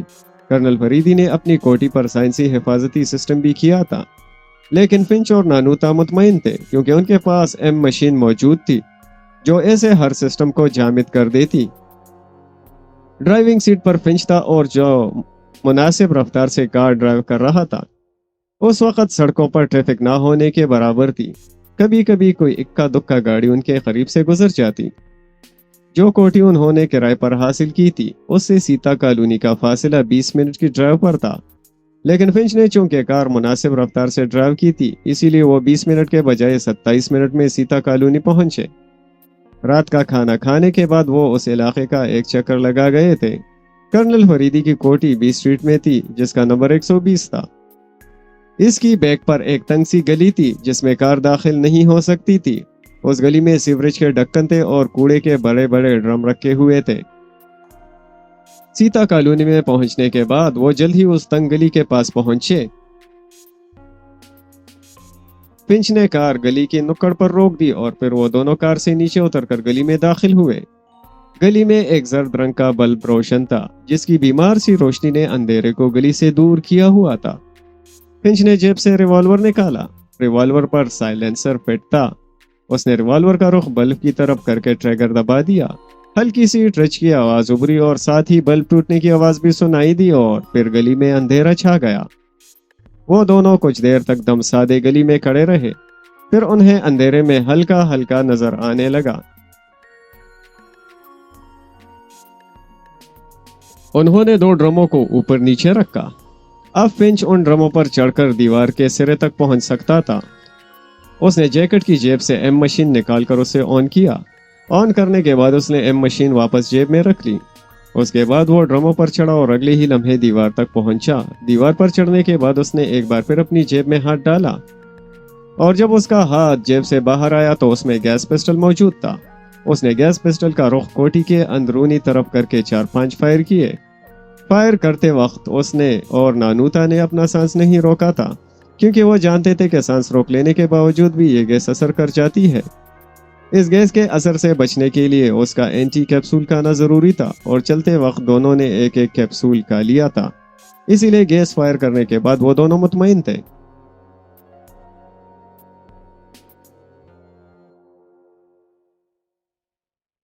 फिर तकरीबन 1 मिनट बाद नानूता भी ड्रमों पर चढ़कर दीवार पर पहुंची, जबकि फिंच इस दौरान दूसरी तरफ छलांग लगा चुका था। उसके पांव जमीन से लगे तो हल्का सा धमाका हुआ और वो एक पौधे की पीछे दुपक गया। चंद सेकंड बाद नानूता ने भी छलांग लगा दी और वो भी फिंच के करीब पहुंच गई। गो के उन्होंने गैस कैप्सूल फायर कर दिए थे और उन्हें 100% यकीन था कि सिर्फ इस कोठी के अफराद नहीं बल्कि इर्द गिर्द की कोठियों के अफराद भी बेहोश हो चुके होंगे। लेकिन इसके बावजूद वो चौकन्ना थे और उनकी नजरें सर्चलाइट की तरह चारों तरफ घूम रही थीं। वो दोनों तकरीबन 1 मिनट तक पौधे के पीछे दुबके रहे, फिर एहतियात से उठे और असल इमारत की तरफ बढ़ने लगे। अब उन दोनों के हाथों में मशीन पिस्टल थे और वो किसी भी खतरे से निपटने के लिए बिल्कुल तैयार थे। वो बहुत ही मुख्तात अंदाज में आगे बढ़ने लगे। एक जगह उन्हें खतरनाक नस्ल के 2 कुत्ते बेहोश पड़े दिखाई दिए। कुत्तों को बेहोश देखकर फिंच और नानूता के चेहरों पर हल्की सी मुस्कुराहट आई और वो उन कुत्तों के करीब से गुजरते चले। असल इमारत के करीब पहुंचकर वो राहदारी तक आ गए। राहदारी तक पहुंचने के बाद वो कमरों की तलाशी लेने लगे। तीसरे कमरे में दाखिल होते ही वो खुशी से उछल पड़े। उस कमरे में नाइट बल्ब रोशन था और धीमी रोशनी में कर्नल फरीदी बेड पर पड़े बेहोश था। तुम अपनी कार ले आओ, फिंच ने कर्नल फरीदी का जायजा लेने के बाद नानूता से कहा। छोड़ो इस कार को, कंपाउंड में कर्नल फरीदी की कार मौजूद है, उसे इसी कार में लिए चलते हैं, नानूता ने कहा। तो फिंच ने इस बात में सर हिलाया और फिर उसने कर्नल फरीदी को उठाकर कंधे पर डाल दिया। उसके बाद वो कमरे से बाहर निकले। बाहर कार कंपाउंड में कर्नल फरीदी की कार मौजूद थी। नानूता ने कार का पिछला दरवाजा खोला। कार लॉक नहीं थी और इग्निशन में चाबी भी मौजूद थी। अगर कार लॉक भी होती तो लॉक खोलना उनके लिए कोई मसला ना था। फिंच ने कर्नल फरीदी को पिछली सीट पर डाल दिया। इसके बाद वो ड्राइविंग सीट पर आकर बैठ गया। नानूता भी उसके साथ फ्रंट सीट पर आ बैठी। नानूता के कार में बैठने के बाद फिंच ने कार स्टार्ट की और फिर कार आगे बढ़ी। गेट पर पहुंचकर फिंच ने कार रोकी तो नानूता नीचे उतरी। गेट के करीब ही केबिन था और उस केबिन में 2 आदमी बेहोश थे। नानूता ने उन्हें नजरअंदाज करते हुए गेट खोल दिया। फिर जब कार कोठी से बाहर आ गई तो नानूता ने गेट बंद किया और कार में आ बैठी। फिंच ने जैकेट की जेब में से एम मशीन निकालकर ऑफ की और ऑफ करने के बाद उसने एम मशीन वापस जेब में रख ली। उसके बाद वो निहायत ही इत्मीनान से कार ड्राइव करने लगा। साहब, आप कहाँ जाएंगे? सिंगी और तिरेसिया एयरपोर्ट की इमारत से बाहर आकर टैक्सी स्टैंड पर पहुंचे तो नंबर पर लगी हुई टैक्सी के ड्राइवर ने सिंगी से पूछा। सिंगी और तिरेसिया चूंकि कई बार पाकिशिया आ चुके थे, इसीलिए वो पाकिशिया के अक्सर शहरों के नाम जानते थे और कई शहर उन्होंने देखे भी हुए थे। हमने नादर आबाद जाना है, सिंगी ने ड्राइवर को गौर से देखते हुए कहा। ड्राइवर उसके कदो कामत का था और उसे देखकर सिंगी के जहन में एक ख्याल आ गया था। नादर आबाद दारुल हुकूमत से 200 किलोमीटर दूर था और रास्ते में एक जंगल भी पड़ता था। ठीक है साहब, आप तशरीफ रखें, ड्राइवर ने अपनी टैक्सी का पिछला दरवाजा खोलते हुए कहा। पिछली सीट पर तिरेसिया बैठ गई जबकि सिंगी फ्रंट सीट पर बैठा और टैक्सी आगे बढ़ी। टैक्सी ड्राइवर, तुम्हारा नाम क्या है? सिंगी ने ड्राइवर से मकामी जुबान में पूछा। एक गैर मुल्की को मकामी जुबान में बात करते देखकर ड्राइवर खुश हो गया। जनाब, मेरा नाम कादर बख्श है, आप तो हमारी जुबान बहुत अच्छी तरह बोल रहे हैं। हाँ, हम पिछले 20 साल से पाकिशिया में रह रहे हैं और 20 साल में तो इंसान को उस इलाके की जुबान सीख लेनी चाहिए जिस इलाके में वो रहा हो। آپ ٹھیک کہہ رہے ہیں جناب، آپ 20 سال سے نادر آباد میں رہ رہے ہیں؟ ہاں، ہم نادر آباد کی یونیورسٹی میں پروفیسر ہیں۔ سر، آپ پروفیسر ہیں؟ پھر تو ہمارے لیے قابل احترام ہے۔ قادر بخش، تمہارے پاس تمہارا شناختی کارڈ ہے؟ اس بار تبا تریسیا نے اس سے پوچھا۔ یس میڈم، آج کل پاکیزیا کے حالات اچھے نہیں ہیں، اسی لیے شناختی کارڈ جیب میں رکھنا لازمی ہے۔ ٹیکسی ڈرائیور نے آئینے میں تریسیا کو دیکھتے ہوئے کہا، واقعی آج کل پاکیزیا کے حالات اچھے نہیں ہیں، ہم آج کل بہت ڈرے ڈرے رہتے ہیں، غیر ملکیوں کو تو خاص طور پر نشانہ بنایا جاتا ہے۔ تریسیا نے کہا، میڈم، یہ ساری کارروائیاں پاکیزیا کے دشمن کر رہے ہیں۔ پاکیزیا کے دشمن یہ کارروائیاں کیوں کر رہے ہیں؟ تریسیا نے ٹیکسی ڈرائیور سے پوچھا۔ پاکیزیا کو بدنام کرنے کی خاطر، تاکہ پاکیزیا دنیا بھر میں تنہا رہ جائے۔ ہاں، شاید تم ٹھیک کہہ رہے ہو ڈرائیور۔ سر، آپ کا تعلق تو شاید شوگران سے ہے۔ ہاں، ہمارا تعلق شوگران سے ہے اور ہم نادر آباد کی یونیورسٹی میں شوگرانی زبان پڑھاتے ہیں۔ سر، شوگران اور پاکیزیا کی دوستی تو مثالی دوستی ہے، اور ہمارا سب سے بڑا دشمن کافرستان اس دوستی کو پسند نہیں کرتا۔ اس کی یہ کوشش ہے کہ ہماری یہ دوستی قائم نہ رہے۔ کافرستان کے چاہنے نہ چاہنے سے کچھ نہیں ہوتا، ہماری دوستی انشاءاللہ ہمیشہ قائم رہے گی۔ سر، آپ مسلمان بھی ہیں؟ نہیں، ہمارے ساتھی پروفیسر چونکہ یہ لفظ انشاءاللہ بہت زیادہ بولتے ہیں، اسی لیے یہ لفظ ہماری زبان پر بھی آ جاتا ہے۔ سنگی نے مسکراتے ہوئے کہا تو قادر بخش نے اس بات میں سر ہلایا اور خاموش ہو گیا۔ سر، کیا آپ میوزک سنیں گے؟ میں ٹیپ چلا دوں؟ ہاں، چلا دو۔ ٹیکسی تیز رفتاری سے چل رہی تھی۔ وہ دارالحکومت سے تقریباً 70 کلومیٹر دور آ چکے تھے۔ اب پہاڑی علاقہ شروع ہوا تھا اور ان کی کار کے آگے پیچھے دور دور تک کوئی اور گاڑی نظر نہیں آ رہی تھی۔ سنگی نے ایکشن میں آنے کا فیصلہ کیا۔ قادر بخش، کار سائڈ پر کر کے 2-3 منٹ کے لیے روک دو، سنگی نے ٹیکسی ڈرائیور سے کہا۔ اوکے سر، ٹیکسی ڈرائیور نے کہا، اور پھر اس نے ٹیکسی کی رفتار کم کر کے ایک جگہ ٹیکسی روک دی۔ جیسے ہی ٹیکسی رکی، ٹیکسی ڈرائیور کے سر پر ایک دھماکہ ہوا اور اس کا ذہن تاریکیوں میں ڈوب گیا۔ تریسیا، میک اپ باکس لو مجھے، سنگی نے تریسیا سے کہا تو اس نے بیگ میں سے میک اپ باکس نکال کر سنگی کو دے دیا۔ تقریباً 10 منٹ میں ہی سنگی قادر بخش کی میک اپ کر چکا تھا، اور ان 10 منٹوں میں ان کے قریب سے کوئی گاڑی بھی نہیں گزری تھی۔ اب تم بھی مقامی عورت کا میک اپ کر لو۔ تریسیا نے اس بات میں سر ہلایا اور سنگی سے میک اپ باکس لے لیا، جبکہ سنگی کار کا دروازہ کھول کر نیچے اترا۔ ٹیکسی ڈرائیور نے کار ایک کھائی کے قریب روکی تھی۔ سنگی نے قادر بخش کی تلاشی لی اور اس کی جیب سے اس کا شناختی کارڈ برآمد کر لیا۔ شناختی کارڈ کے ساتھ اس کا ڈرائیونگ لائسنس بھی جیب میں پڑا تھا، اس نے وہ لائسنس بھی لے لیا۔ ان دو چیزوں کے علاوہ قادر بخش کی جیب میں مقامی کرنسی بھی تھی۔ سنگی نے ان چیزوں کو اپنی جیب میں منتقل کیا اور پھر اس نے قادر بخش کو کور سے باہر کھینچ لیا۔ اگلے ہی لمحے اس نے قادر بخش کو کھائی میں گرا دیا۔ اسے یقین تھا کہ سینکڑوں فٹ گہرائی میں گرنے کے بعد کسی کو بھی قادر بخش کے بارے میں معلوم نہ ہو سکے گا کہ وہ کہاں گیا۔ قادر بخش کو کھائی میں گرانے کے بعد سنگی تریسیا کی طرف متوجہ ہوا، جو ابھی تک میک اپ کرنے میں مصروف تھی۔ سنگی ڈرائیونگ سیٹ پر بیٹھ گیا۔ چند منٹوں میں تریسیا بھی میک اپ سے فارغ ہو گئی۔ اس نے میک اپ باکس بند کیا تو سنگی نے اس کی طرف دیکھا اور پھر مطمئن انداز میں سر ہلا دیا۔ اس کے بعد اس نے ٹیکسی سٹارٹ کی اور کار آگے بڑھا دی۔ ایک کشادہ جگہ پہنچ کر اس نے ٹیکسی واپس موڑ دی اور پھر وہ واپس دارالحکومت کی طرف بڑھنے لگے۔ تقریباً پون گھنٹہ بعد وہ دارالحکومت میں پہنچے۔ میرے خیال میں ہمیں اس ٹیکسی سے جان چھڑانی چاہیے، تریسیا نے سنگی سے کہا۔ سنگی نے اس بات میں سر ہلایا اور پھر اس نے ایک فٹ پاتھ کے قریب ہی ٹیکسی روک لی۔ وہ دونوں ٹیکسی سے نیچے اتر کر آگے بڑھنے لگے۔ وہاں کئی لوگ آ جا رہے تھے لیکن کسی نے ان پر توجہ نہ دی، سبھی اپنے اپنے خیالوں میں مگن تھے۔ سنگی نے قادر بخش کا شناختی کارڈ دیکھا۔ شناختی کارڈ پر قادر بخش کا ایڈریس نورپور لکھا ہوا تھا اور سنگی جانتا تھا کہ نورپور دارالحکومت سے تقریباً 50 کلومیٹر دور ایک گاؤں کا نام ہے۔ اس شناختی کارڈ سے وہ مطمئن تھے۔ اس کے ذریعے وہ ایک کوٹھی کرائے پر حاصل کر سکتے تھے اور کار بھی خرید سکتے تھے۔ اب انہیں پراپرٹی ڈیلر کی تلاش تھی۔ تقریباً آدھا گھنٹہ پیدل چلنے کے بعد دارالحکومت کے ایچ بلاک میں پہنچ گئے اور یہاں انہیں ایک پراپرٹی ڈیلر کا آفس بھی نظر آیا۔ وہ مطمئن انداز میں چلتے ہوئے پراپرٹی ڈیلر کے آفس میں داخل ہوئے۔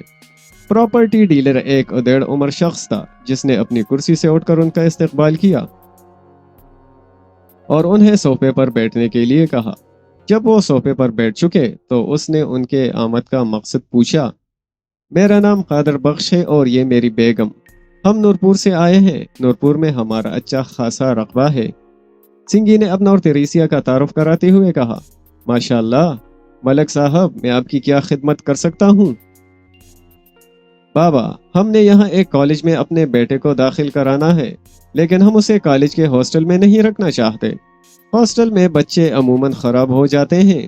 ہم چاہتے ہیں کہ ہم یہاں کوئی کوٹھی لے کر اسے ملازمین کے ساتھ اس کوٹھی میں ٹھہرائیں تاکہ ہم خود بھی ہفتہ ڈیڑھ ہفتے میں یہاں چکر لگا لیا کریں۔ سنگی نے مقامی لب و لہجے میں بات کرتے ہوئے کہا۔ ملک صاحب، کوٹیاں بہت ہیں، اپنے کوٹھی خریدنی ہے یا کرائے پر حاصل کرنی ہے؟ پراپرٹی ڈیلر نے سنگی سے کہا اور پھر اس نے ایک ملازم کو 2 بوتلیں لانے کے لیے کہا۔ بابا، 2 سال کے لیے ہمارے بیٹے کا کالج میں داخلہ ہے اور یہ 2 سال وہ کرائے کی کوٹھی میں رہ لے گا۔ یہاں کوٹھی میں سہولتیں ساری ہونی چاہیے۔ ملک صاحب، آپ فکر نہ کریں، میرے پاس بہترین کوٹیاں موجود ہیں۔ میں آپ کو 4-5 کوٹیاں دکھائے دیتا ہوں، جو آپ کو پسند آ جائے وہ آپ لے لیں۔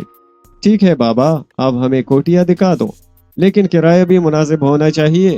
ہمیں دیہاتی سمجھ کر لوٹ نہ لینا، ہمارا دارالحکومت میں آنا جانا لگا رہتا ہے۔ آپ فکر نہ کریں ملک صاحب، کوٹی A1 ہوگی اور کرایہ جو آپ کہیں گے وہی ہوگا۔ ہم تو آپ لوگوں کی خدمت کے لیے بیٹھے ہیں۔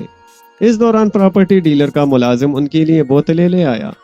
بوتلیں پینے کے بعد وہ پراپرٹی ڈیلر کے ساتھ اس کی کار میں بیٹھے اور پراپرٹی ڈیلر نے انہیں 3 کوٹیاں دکھا دیں۔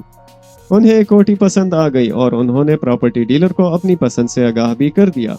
اس کے بعد وہ واپس پراپرٹی ڈیلر کے آفس میں آ گئے۔ ملک صاحب، اس کوٹھی کا کرایہ 20,000 روپے ماہانہ ہوگا اور 3 مہینے کا کرایہ ایڈوانس دینا ہوگا۔ پراپرٹی ڈیلر نے سنگی سے کہا۔ کرایہ سنگی کے لیے کوئی مسئلہ نہ تھا۔ پراپرٹی ڈیلر اس سے 1 لاکھ روپے ماہانہ بھی مانگتا تو وہ دے سکتا تھا، لیکن وہ مقامی افراد کی طرح بحث کرنا چاہتا تھا تاکہ ان کے بارے میں کسی قسم کا شک نہ کیا جائے۔ اسی لیے اس نے پراپرٹی ڈیلر سے بحث کر کے کرایہ 18,000 روپے کرا لیا اور 3 مہینے کا کرایہ ایڈوانس بھی دے دیا۔ پراپرٹی ڈیلر نے اس سے شناختی کارڈ بھی طلب کیا۔ لڑکے کو بیچ کر اس کی کاپی کرا اور پھر ایک ایگریمنٹ پر دستخط کرائے اور کوٹھی کی چابی سنگی کے حوالے کی۔ یہ ایک چھوٹی سی لیکن خوبصورت کوٹھی تھی جس میں 2 بیڈ روم اور ایک ڈائننگ روم تھا۔ اپنا سامان کوٹھی میں رکھنے کے بعد وہ اپنے لیے کار خریدنے چلے گئے۔ سنگی نے سفید رنگ کی کرولا کار خریدی۔ وہاں بھی قادر بخش کا شناختی کارڈ کام آیا۔ کار خریدنے کے بعد اب وہ واپس کوٹھی میں آ گئے۔ یہ کوٹھی شادمان کالونی میں تھی جس کا نمبر 41 تھا۔ اب یہ سب کچھ تو ہم نے کر لیا ہے، اب ہے اصل مسئلہ عمران کو اغوا کرنے کا، تیریسیا نے سنگی سے کہا۔ ہاں، عمران کا اغوا اصل مسئلہ ہے اور اس کے لیے ہمیں باقاعدہ پلاننگ کرنی پڑے گی، سنگی نے کہا۔ ہمارے پاس سامان میں ایس گیس تو موجود ہے نا؟ تیریسیا نے سنگی سے پوچھا۔ ہاں، عمران جیسے شخص کو بے ہوش کرنے کے لیے ایس گیس ہی کام دے سکتی ہے۔ اب ہمیں اس کے معمولات دیکھنے پڑیں گے اور اس کے بعد ہی ہم کوئی پلاننگ کر سکیں گے۔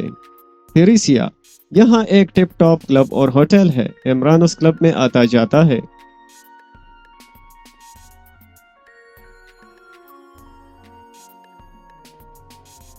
سنگی نے کہا۔ ہاں، گراؤنڈ فلور پر ہوٹل کا ہال ہے اور 20 منٹ میں کلب ہے، جبکہ 4 منزلیں رہائشی کمروں کی ہیں اور یہ کلب عمران کا پسندیدہ ہے، تیریسیا نے سنگی سے کہا۔ میرا خیال ہے کہ ہمیں اس کلب میں ہی کارروائی کرنی چاہیے، اس کے فلیٹ میں اس کے خلاف کوئی کارروائی کرنا مشکل ہوگا، سنگی نے کہا۔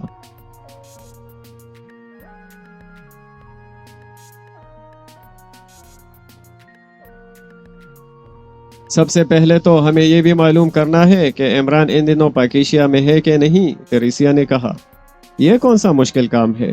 تمہیں اس کے فلیٹ کا فون نمبر معلوم ہے، فون کر کے پوچھ لو، سنگی نے کہا۔ ہاں یہ تو ابھی معلوم ہو سکتا ہے، ٹریسیا نے مسکراتے ہوئے کہا، اور پھر وہ صوفے سے اٹھ کر ٹیلی فون سٹینڈ کی طرف بڑھی جو ایک کونے میں رکھا ہوا تھا۔ اس نے ٹیلی فون کا ریسیور اٹھا کر کان سے لگا لیا تو فون میں ٹون موجود تھی۔ عمران کے فلیٹ کا ٹیلی فون نمبر اسے یاد تھا، اسی لیے اس نے نمبر پریس کیے تو چند لمحوں بعد دوسری طرف بیل جانے لگی۔ Yes, Agha Suleman Pasha, the president of all world cooking association speaking. دوسری طرف سے سلیمان کی آواز سنائی دی تو تیریسیا کے ہونٹوں پر مسکراہٹ آ گئی۔ ساتھ ہی اس نے لاؤڈر کا بٹن بھی پریس کر دیا تاکہ سنگی بھی ان کی گفتگو سن سکے۔ ہائے سلیمان، تمہاری آواز کتنی خوبصورت ہے، تیریسیا نے مقامی لب و لہجے میں کہا۔ میری آواز کی تعریف کرنے والی سریلی کوئل، تم کون ہو اور کہاں سے بات کر رہی ہو؟ میں تمہارے بہت قریب ہوں، اتنے قریب کہ تم مجھے اپنے دل کی دھڑکنوں میں محسوس کر سکتے ہو۔ صرف محسوس کرنے سے دل کی بے چینی دور نہیں ہوگی، تم میری آنکھوں کے سامنے آؤ تاکہ میری آنکھوں کو ٹھنڈک اور دل کو سکون محسوس ہو۔ مجھے تمہارے قریب آنے پر کوئی اعتراض نہیں، مجھے تو تمہارے مالک سے ڈر لگتا ہے جس کی رگوں میں چنگیزی خون دوڑ رہا ہے، کہیں ایسا نہ ہو کہ یہ چنگیزی خون جوش میں آ کر میرا مرڈر کر دے۔ صاحب کی فکر نہ کرو، صاحب آج فلیٹ پر نہیں آئے گا۔ آج صاحب کہاں چلا گیا ہے جو فلیٹ پر نہیں آئے گا؟ میرا صاحب ایک آوارہ اور بیکار انسان ہے، اس وقت نہ جانے کہاں آوارہ گردی کر رہا ہوگا۔ کچھ دیر پہلے صاحب کا فون آیا تھا اور کہہ رہے تھے کہ وہ آج فلیٹ پر نہیں آ سکیں گے۔ پھر تو نکاح کرنے کا بہت ہی اچھا موقع ہے سلیمان پیارے، تم فوراً ہی کسی مولوی اور 2-3 گواہوں کو بلا لو۔ میں ابھی آتی ہوں، ہم ابھی نکاح کر کے آج ہی نئی زندگی شروع کر دیں گے۔ تمہارا شکریہ میرے سپنوں کی رانی، نکاح کے لیے چوارے لیتی آنا۔ جو تمہارا حکم میرے سرتاج، میں چواروں کی بوری لیتی آؤں گی۔ اوکے، گڈ بائے، تریسیا نے مسکراتے ہوئے کہا اور اس کے ساتھ ہی اس نے ریسیور بھی کریڈل پر رکھ دیا۔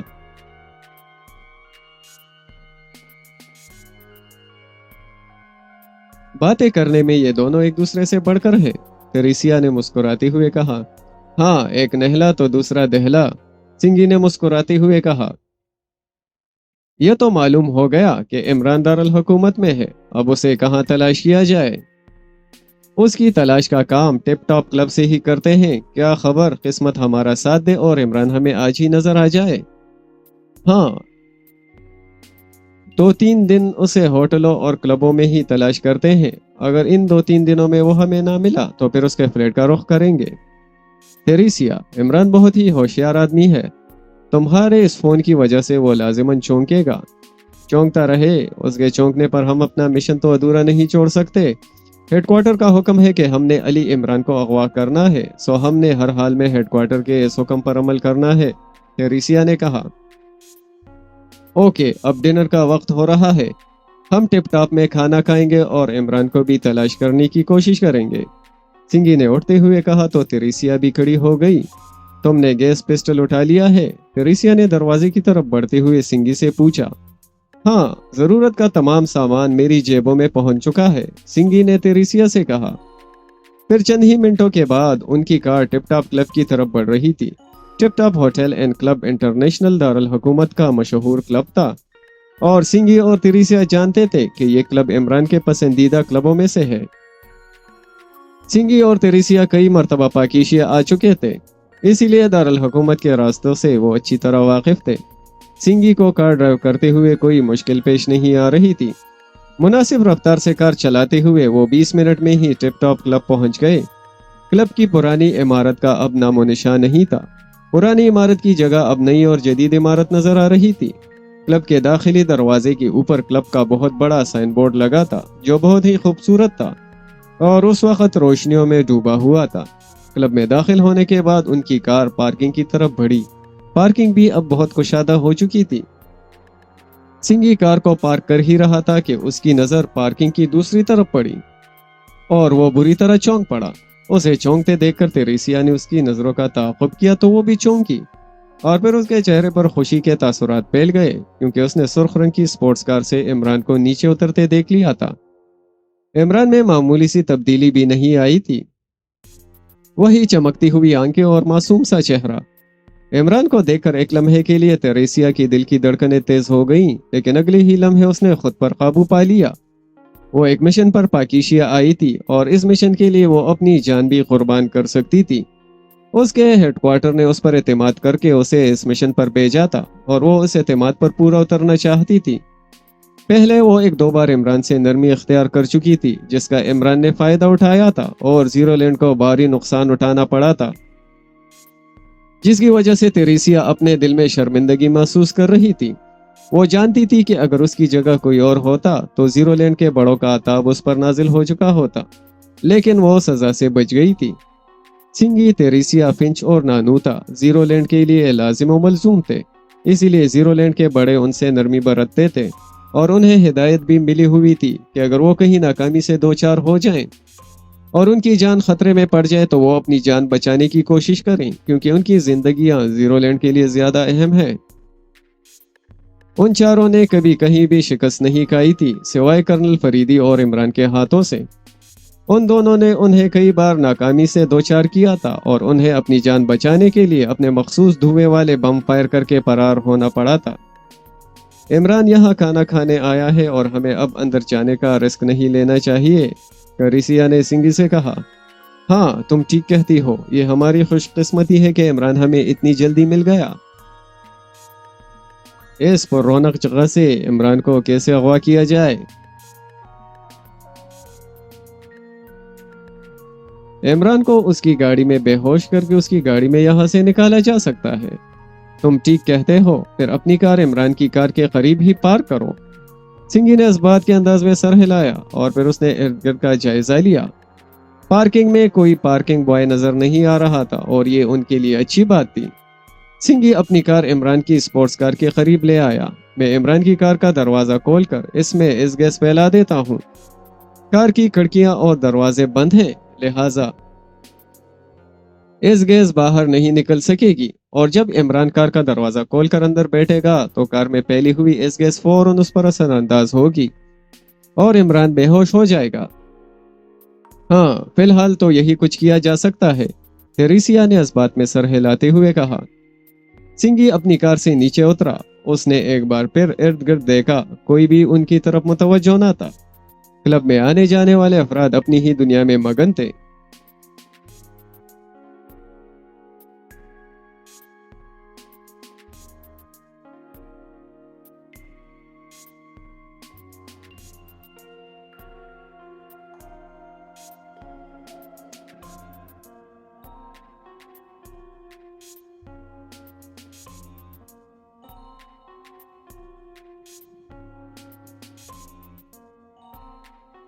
सिंगी के साथ तेरेसिया भी इर्द गिर्द का जायजा लेने लगी। फिर सिंगी ने इमरान की कार के दरवाजे पर हाथ रखा। किसी किस्म का लॉक खोलना और बंद करना उनके लिए कोई मसला ही ना था, लिहाजा इमरान की कार का दरवाजा खोलने में सिंगी को चंद सेकंड लगे। उसने जेब से गैस पिस्टल निकाल कर पलक झपकने में 2 कैप्सूल कार के अंदर फायर किए और बिजली से भी ज्यादा तेजी से उसने दरवाजा बंद कर दिया। उसने इतनी तेजी दिखाई थी कि गैस को कार से बाहर निकलने ही ना दिया। अगले ही लम्हे वो कार का दरवाजा लॉक कर चुका था। इस कार्रवाई से फारिग होने के बाद उसने तेरेसिया को कार से बाहर आने का इशारा किया तो वो भी अपनी कार से नीचे उतर आई। फिर वो दोनों इत्मीनान से आगे बढ़ने लगे। इमरान की कार में वो गैस फैला चुके थे और कार चूंकि एयर टाइट थी, इसीलिए उन्हें यकीन था कि जब इमरान कार में बैठेगा तो लाजिम उस पर गैस का असर होगा।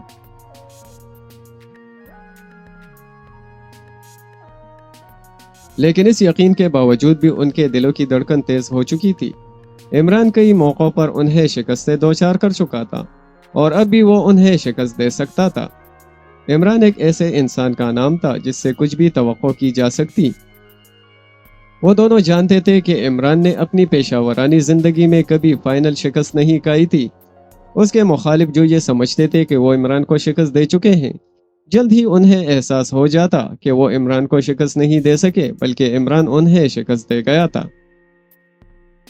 वो दोनों ही इमरान की सलाहियतों के मुतरिफ थे और सिर्फ वो दोनों ही नहीं बल्कि जीरो लैंड के बड़े भी इमरान की सलाहियतों को मानते थे और उनकी ख्वाहिश थी कि इमरान उनका साथी बन जाए। और अब न जाने कैसे जीरो लैंड के बड़े इमरान और कर्नल फरीदी के ऑपरेशन पर तैयार हुए थे। شاید وہ کرنل فریدی اور عمران سے مایوس ہو چکے تھے، اسی لیے اب وہ ان دونوں کا دماغ حاصل کر کے ان کا خاتمہ کرنا چاہتے تھے۔ وہ بڑے اطمینان سے چلتے ہوئے ٹپ ٹاپ کے حال میں داخل ہوئے۔ انہوں نے عمران کو ایک میز پر دیکھا جو کہ ویٹر سے گفتگو کر رہا تھا۔ وہ دونوں اس پر توجہ دیے بغیر ایک میز کی طرف بڑھ گئے۔ وہ ابھی کرسیوں پر بیٹھ ہی رہے تھے کہ عمران کی میز پر کھانا سرو کر دیا گیا۔ جلد ہی ایک ویٹر ان کے بھی قریب آ گیا۔ 2 کپ کافی لے آؤ، سنگھی نے ویٹر کو آرڈر دیتے ہوئے کہا تو ویٹر واپس چلا گیا۔ گو کہ انہیں بھوک لگی ہوئی تھی، لیکن اس وقت انہوں نے کھانے سے پرہیز کیا۔ عمران کسی بھی وقت کھانے کی میز سے اٹھ سکتا تھا، اسی لیے فی الحال ان کے پاس کھانے کا وقت نہ تھا۔ کچھ ہی دیر میں انہیں کافی سرو کر دی گئی۔ سنگھی اور تریسیا نے ایک نظر عمران کی طرف دیکھا جو کہ اس وقت کھانے میں مصروف تھا۔ وہ کافی پینے لگے۔ کسی وقت ان کی نظر عمران کی طرف اٹھ جاتی اور پھر وہ فوراً ہی نظریں ہٹا لیتے۔ وہ جان بوجھ کر پشت پر بیٹھے تھے، لیکن اس کے باوجود وہ گہری نظروں سے عمران کو نہیں دیکھ رہے تھے۔ جب عمران کھانے سے فارغ ہو چکا تو انہوں نے ایک شخص کو عمران کی میز کے قریب پہنچنے دیکھا۔ وہ شخص عمران کے قریب ہی بیٹھ گیا۔ عمران اور وہ شخص اس طرح باتیں کر رہے تھے جیسے وہ برسوں سے آشنا تھے۔ پھر کچھ دیر بعد انہوں نے عمران کو اٹھتے دیکھا۔ جب عمران ہال کے گیٹ سے باہر نکلا تو وہ دونوں بھی اپنی جگہ سے اٹھے۔ سنگھی نے ایک بڑا نوٹ میز پر ایک کپ کے نیچے رکھا اور وہ تریسیا کے ساتھ ہال سے باہر آ گیا۔ ہال سے باہر آ کر ان دونوں نے پارکنگ کا جائزہ لیا۔ عمران اپنی سپورٹس کار میں بیٹھ رہا تھا۔ وہ دونوں نارمل انداز میں چلتے ہوئے عمران کے کار کی طرف بڑھنے لگے۔ جلد ہی وہ کار کے قریب پہنچ گئے اور پھر انہوں نے سرخ سپورٹ کار میں جھانک کر دیکھا۔ عمران کا سر سٹیئرنگ پر ٹکا تھا۔